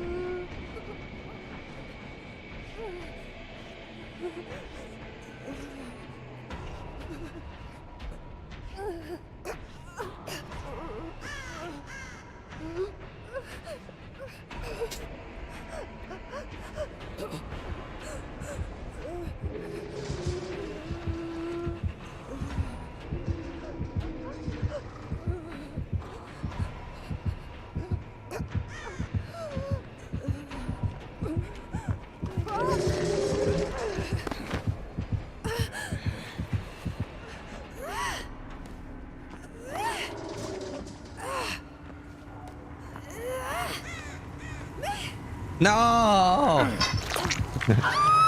Mort. En Mortadelle. rebond, dès qu'on arrive un petit peu en dessous des 11 200, là, comme on voit, pour une réintégration des 11 250. Mais on a les statistiques sur l'inflation, mais ils sont nerveux, mais on est vendredi, mais on est le dernier jour du trimestre et il faut liquider si on veut encaisser. Voilà, les 11 200 que j'aurais acheté un petit peu en dessous en temps normal, après l'ouverture des marchés, je les tenterai pas et je prends un ticket. Alors c'est exactement le ticket que j'ai pris hier, hein. Hier on a été, quand j'ai fait le Good Morning Trading, on était à peu près à ce niveau-là et puis je l'ai écrit sur le forum. Je me suis dit bon, ne prenons pas de risque, je vais attendre que ça tombe pour racheter. Et donc c'était effectivement, ça s'est mis à fortement tomber et je me suis mis à racheter en fin de séance. J'ai pu bénéficier de ces deux petites bougies horaires. Là je vais refaire la même technique. Je vais attendre que ça baisse fortement, que ça aille chercher un support et que j'attends de voir si éventuellement ça rebondit, notamment entre 20h et 22h. Ça, c'est la solution la moins risquée. Alors, ça pourrait peut-être aller au top du top, le rêve. Ça m'étonnerait, mais on ne sait jamais en bourse. On peut aller chercher juste le contact des 11 000. Alors, ce serait génial vers 21h, 21h05. Et puis après, qu'on ait un rebond pendant une heure extrêmement violent. Ça, c'est le scénario idéal. Le scénario catastrophe pour moi, c'est qu'on se mette à monter à tout va. Et là, j'aurais peut-être un peu de mal à rentrer en attendant la statistique européenne, qui de toute façon va pas être bonne. Donc la réaction qu'auront les marchés, c'est est-ce qu'elle est moins pire qu'attendue ou plus pire qu'attendue. Donc grosso modo, Plus je vois la pire. vérité. Et ça va être un petit combat. Plus mauvaise ou pire, mais pas plus pire. Moi, zooplancton, je ne veux pas me mettre au milieu de la bagarre. Je vais être un gros lâche, je vais regarder, je vais attendre et je vais dire c'est qui gagne là, hein. Et puis mettre une petite bille sur le gagnant. Voilà. On n'influence pas du tout les cours, on doit être dans la mer, on est les tout petits trucs qui suivent les requins là, vous savez, ils ont des petits trucs, ils ont des tout petits poissons qui suivent les requins, ça a leur été une façon de survivre, ils suivent toujours les mecs qui peuvent les bouffer, et donc là c'est un petit peu ça, il faut être ce type de poisson, 0 QI, on suit, parce que c'est pas nous qui décidons. Même si pour l'ego, pour beaucoup, c'est très difficile parce qu'ils nous font toujours des théories géopolitiques ou géoéconomiques sur les 10 prochaines années absolument extraordinaires pour prendre des positions en day trading de 2 heures à chercher l'erreur. Donc, point bas, 11 250 au contact, ça pour moi c'est une bonne zone. On pourrait se mettre à ranger et prendre des positions sur les États-Unis. Il va falloir quand même attendre 15h30, 16h. Parce que ce que va faire l'Europe, là, franchement, les États-Unis s'en fichent un petit peu des statistiques européennes. Donc, toutes les grosses variations qu'on va avoir, ça va être lié aux statistiques européennes. Et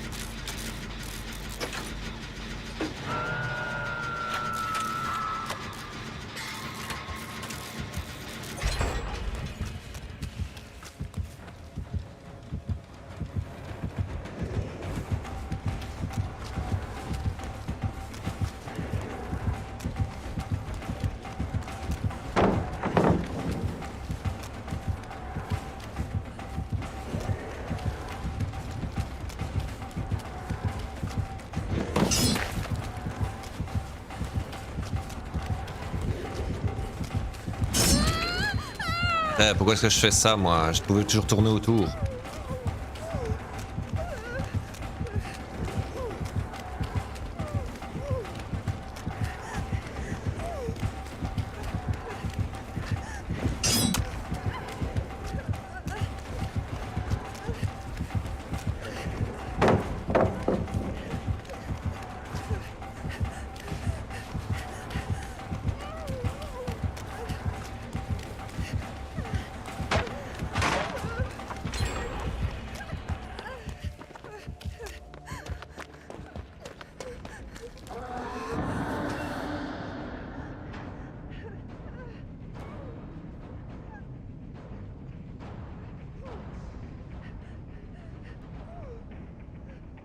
Bon, qui va me soigner?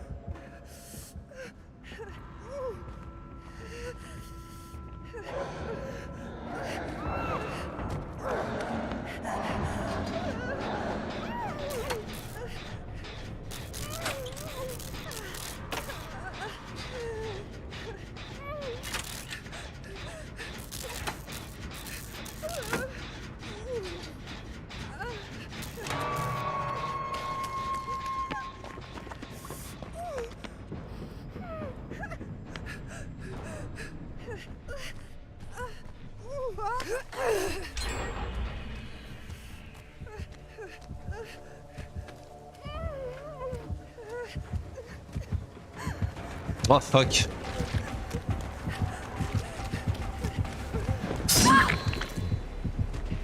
Elle a Chalioplay sur lui.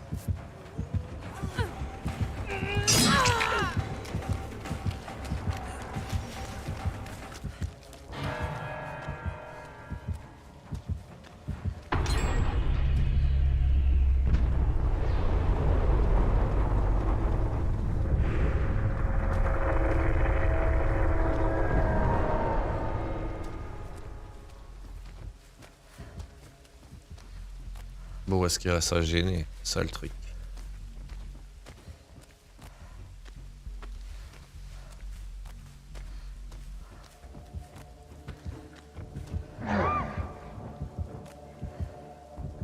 Merde, il est mort aussi lui.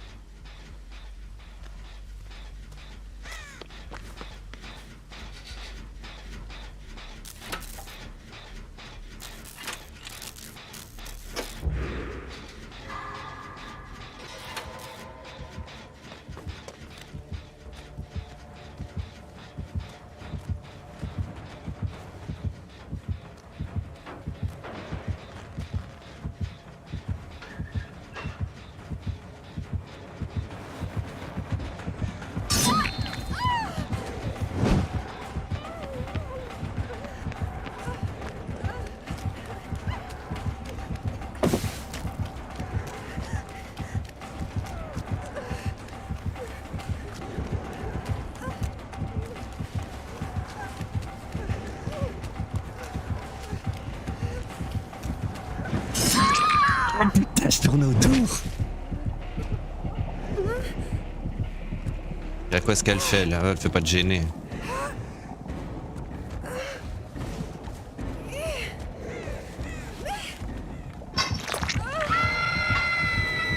Ah, j'aurais dû éviter son coup là.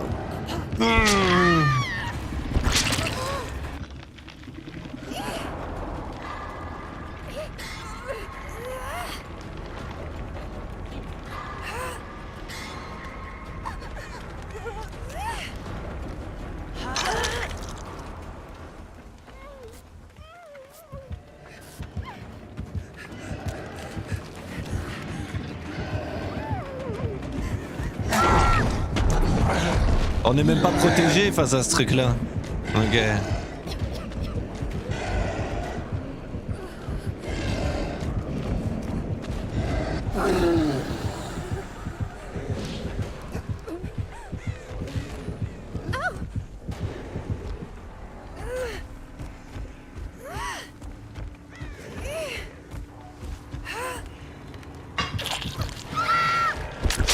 Bon, on va voir si elle arrive à s'échapper elle. Et quand les Américains reprennent la main l'après-midi, les statistiques européennes, je ne sais même pas s'ils les regardent. C'est le maître du monde, ce qui les intéresse, c'est eux. Donc c'est là où on a un vrai sens du marché sur les États-Unis d'Amérique. Donc on est bien sur le point bas de la semaine. Pour les acheteurs, le profil idéal, on peut se dire qu'on est parfaitement positionné pour remonter à 11 500. Je fais un score de merde avec ça. 11 600. Et là, on aura eu le range parfait. Point bas, point haut, point bas, point haut, point bas et point haut. Pourquoi pas. Moi, j'ai beaucoup plus méfiance que la semaine est finie, la journée est faite. Donc, je vais plutôt essayer d'aller regarder sur des achats, sur le support 1S au contact des 11 000 ou un tout petit peu les 11 100 parce qu'on voit que on a eu une très grosse réaction à partir de 20h quand on a touché, passé légèrement sous les 11 100, c'est là où on a eu la réaction et pendant 2 heures on s'est remis à monter et on a repris un peu plus d'1%, 1% quasiment et demi, donc c'était pas mal. C'est-à-dire que si on revient dessus, il y a de quoi faire 5-10 points en scalping avec un profil de risque assez faible, mais très rapide. Le Dow Jones. Alors, le Dow Jones, eh ben, regardez, il nous fait aussi son petit range. Alors lui, c'est beaucoup plus clair. S'il revenait sur les 28 900, il y aurait une belle possibilité d'avoir un rebond. Parce que là, à partir de mercredi, sur les 28 900, on a une réaction extrêmement violente. On a quasiment pris, allez, on a quasiment pris 1000 points. Donc si on revient dessus, que l'on divise et tout, on peut espérer qui rebondissent au moins de 200 points. Et donc en tant que scalper, bah, si on fait 10, 20, 30, 40 points sur le Dow Jones, on est content. Donc si on revient sur le contact du support S sur les 28 900, là il y a peut-être un petit truc à jouer. Si on est ultra prudent, on va attendre la middle S3 mensuelle à 28 770, qui est bien positionné, hein. C'est quasiment à 750. Donc là, c'est une zone 750-770 intéressante pour peut-être une tentative de retour sur le support 1S, ce qui nous fait un potentiel de 120 points. On essaie d'en choper 20-30. On est plutôt pas mal. Et on est au milieu du range de la semaine. Donc finalement, semaine extrêmement volatile. Et on va voir comment on finit vendredi. Mais si là, on était sur la clôture, on pourrait dire bah, une semaine pour rien. Mais par contre, ça a volatilisé, hein, si j'ose dire. Ça doit être un néologisme comme la bravitude. S&P 500, exactement la même chose. Regardez, on ne voit même pas la différence entre le Dow Jones, ceci, et le Dow Jones, ceci, et le S&P 500. Voilà, sauf que le S&P 500, il n'a pas été touché, son support 1S, parce qu'on était très proche des 3006. Donc ça, à nouveau, si on retourne dessus, c'est exactement la même analyse que pour le Dow Jones. Si on va sur les 3006, entre la middle S3M et les 3006, ici, c'est une belle zone pour pouvoir, si on voit que ça repart, acheter et que ça s'envole un petit peu. Si on voit que ça repart, acheter. Point haut, 3750, qui a vraiment du mal. Point haut, 3750 à la franchir. Alors, si éventuellement on a une succession de bonnes nouvelles, s'il break les 3750, c'est un bon signe, il peut aller chercher les 3760, 65.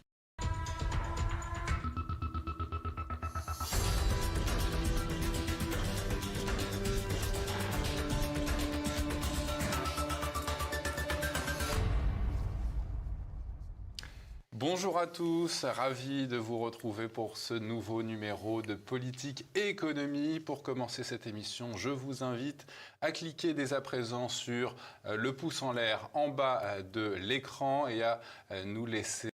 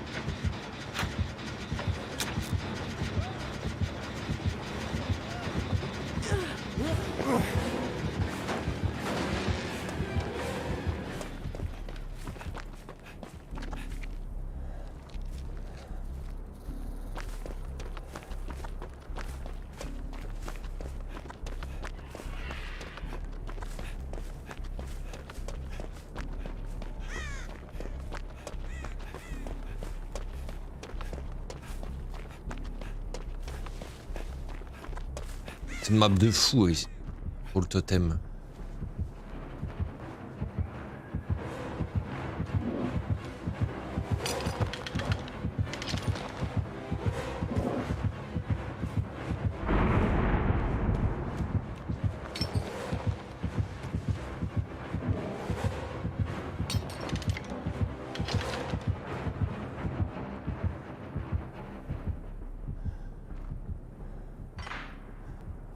C'est quoi ce truc?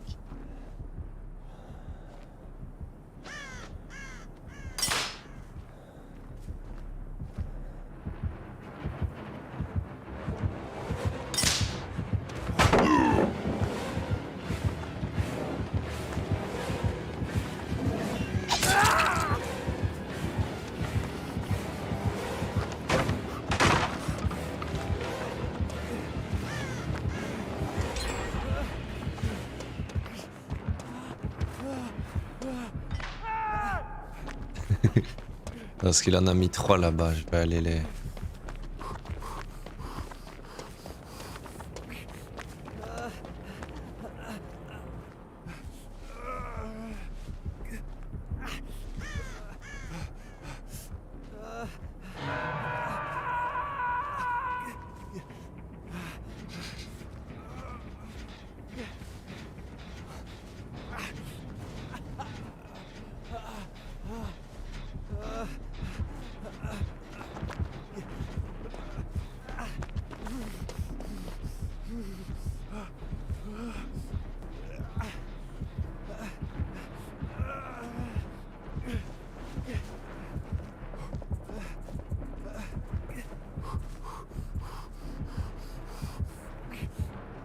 Là, je l'ai vu déposer, mais où?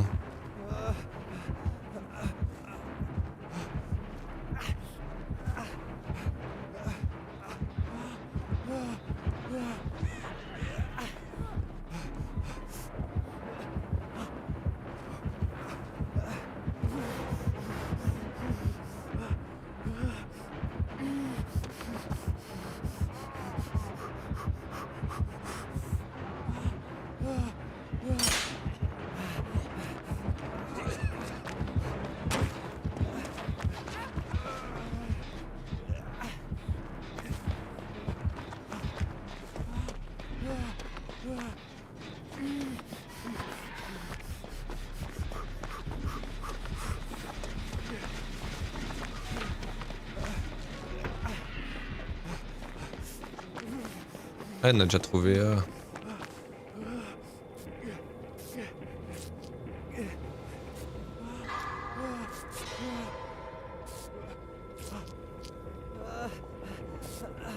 J'ai vu qu'il le déposait, hein. Je vais aller...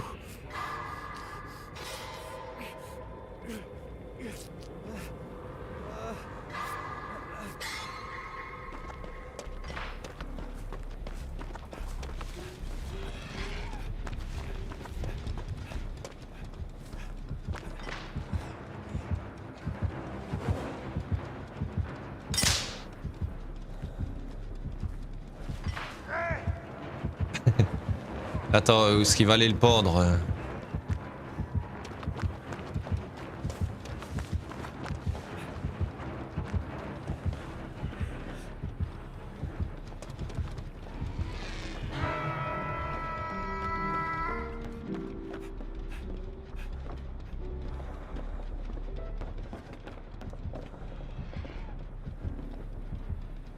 Merde, il le met encore dans la cave.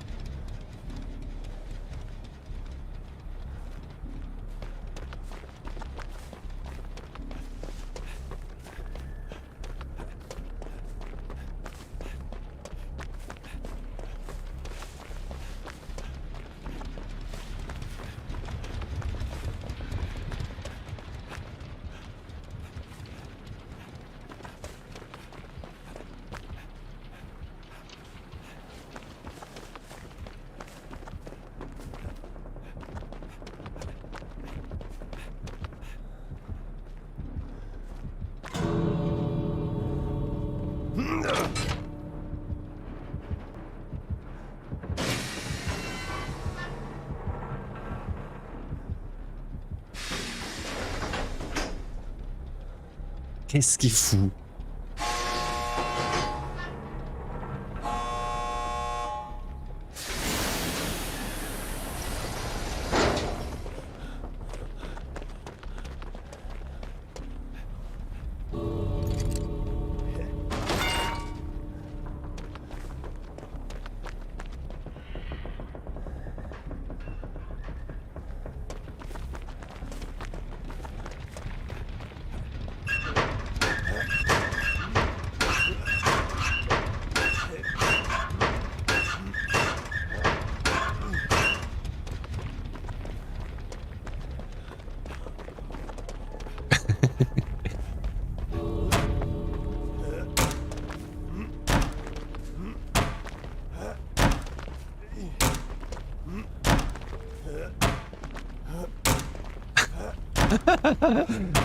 Elle va vers la rue.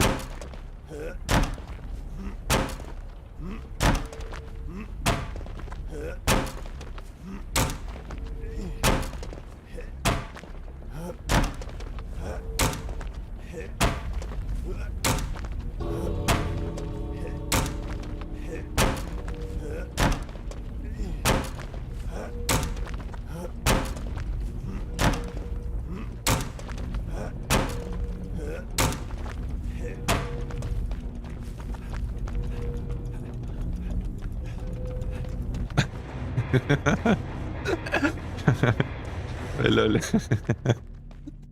On va voir ce qu'il va dire.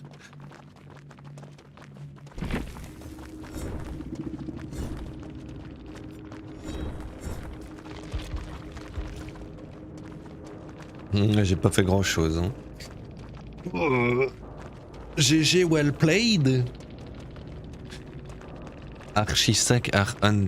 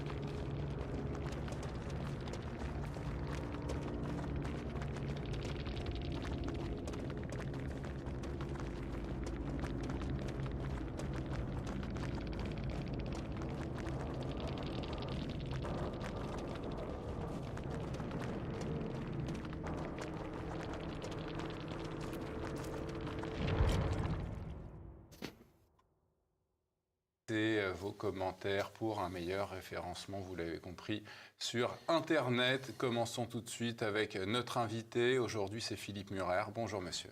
Bonjour, Pierre.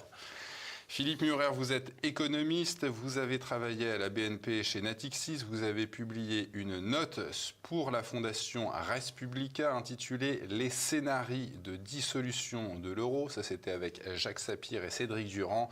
Vos deux derniers ouvrages, je le précise à nos téléspectateurs, sont disponibles sur la boutique officielle de TV Liberté. Leur titre, « Comment réaliser la transition écologique, un défi passionnant » et « Sortir du capitalisme du désastre ».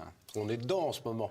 Ces deux livres très très à la mode, je vous le confirme, Philippe Murer. Alors commençons, Philippe Murer, rebelote, comme contre le Covid, Emmanuel Macron nous refait le coup du « nous sommes en guerre ». Il l'a déclaré le 5 septembre dernier. On sait que le chef de l'État aime prendre quelques libertés avec nos institutions, mais sommes-nous réellement, légalement surtout, en guerre au regard de notre Constitution, Philippe Murer ?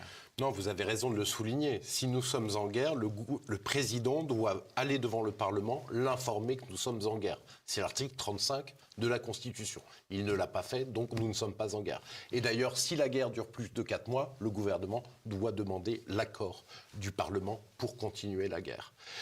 Donc Macron joue avec ses mots, quitte en plus, il faut quand même regarder le côté russe. Le côté russe entend en permanence les Français, voire les Européens, dire qu'on est en guerre contre la Russie. il faudrait quand même un peu de responsabilité, parce que le problème est de ne pas se retrouver sans le vouloir, entraîné dans une guerre contre la Russie. Je pense que personne ne le veut. Le problème, c'est qu'il y a Le Drian, début mars, qui avait expliqué, agité la menace de guerre nucléaire. Il avait dû être repris par l'ensemble des médias et des politiques. Bruno Le Maire qui avait dit qu'il allait mettre l'économie russe à genoux et que nous étions en guerre économique contre la Russie. Et il a été repris. Et là, maintenant, c'est Macron qui dit que on est en guerre énergétique contre la Russie.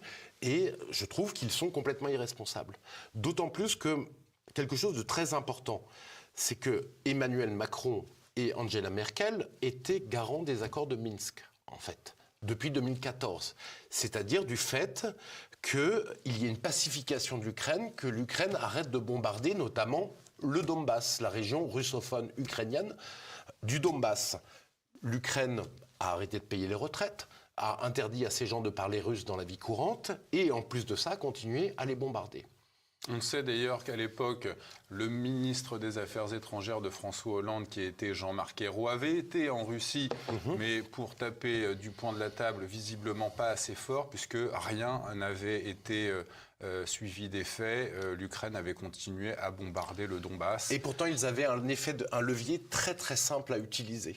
En fait, l'Ukraine est un pays qui est en quasi-faillite depuis 8 ans. En fait, sa note est notée simple C. Or, c'est l'Union européenne qui le tient à bout de bras, qui, pendant que l'Ukraine bombardait le Donbass, fournissait milliards d'euros sur milliards d'euros au régime ukrainien pour qu'il tienne. On a donné 17 milliards d'euros en fait à l'Ukraine avec l'accord de Macron et de Merkel.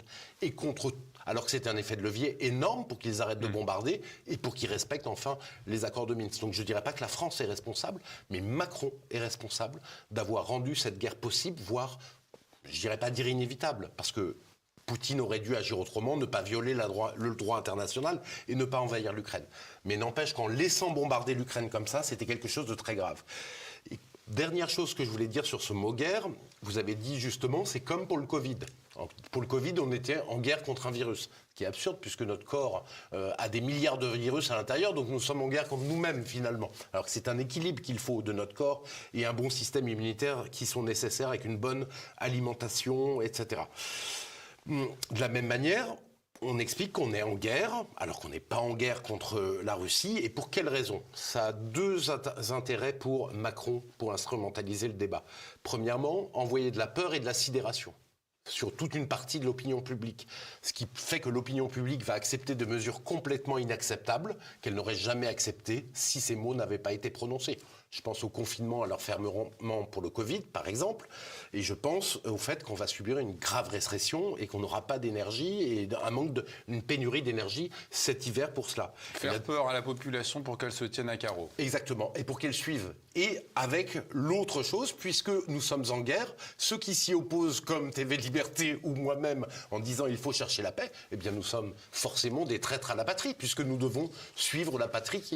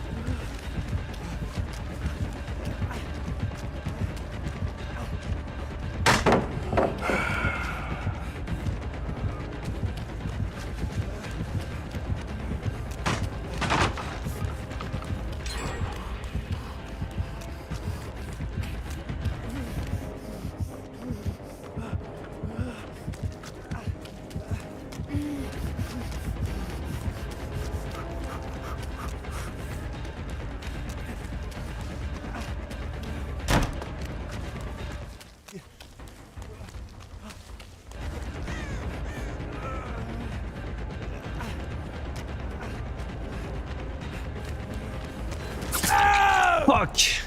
J'ai pas vu arriver, j'aurais pas dû aller là.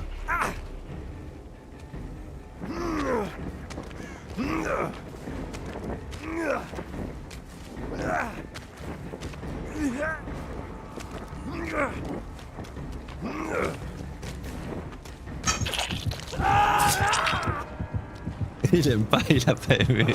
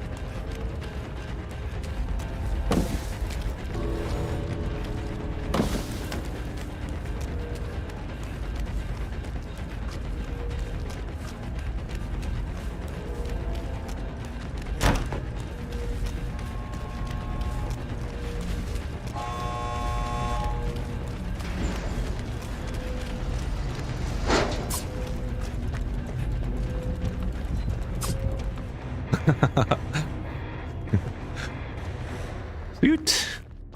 Je sais pas s'il faisait exprès de me suivre ou il voulait pas me taper, je ne sais pas. On va voir.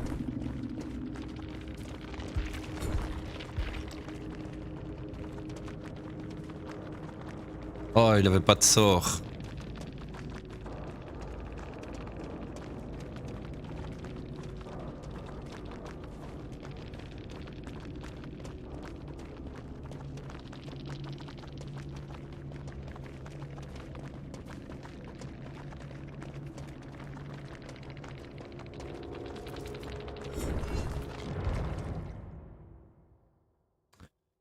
Eh bien les amis, je vais aller manger. Je vais faire une pause ici, je vais couper. Et je reviendrai peut-être un petit peu après. Il était tout seul. À tout à l'heure.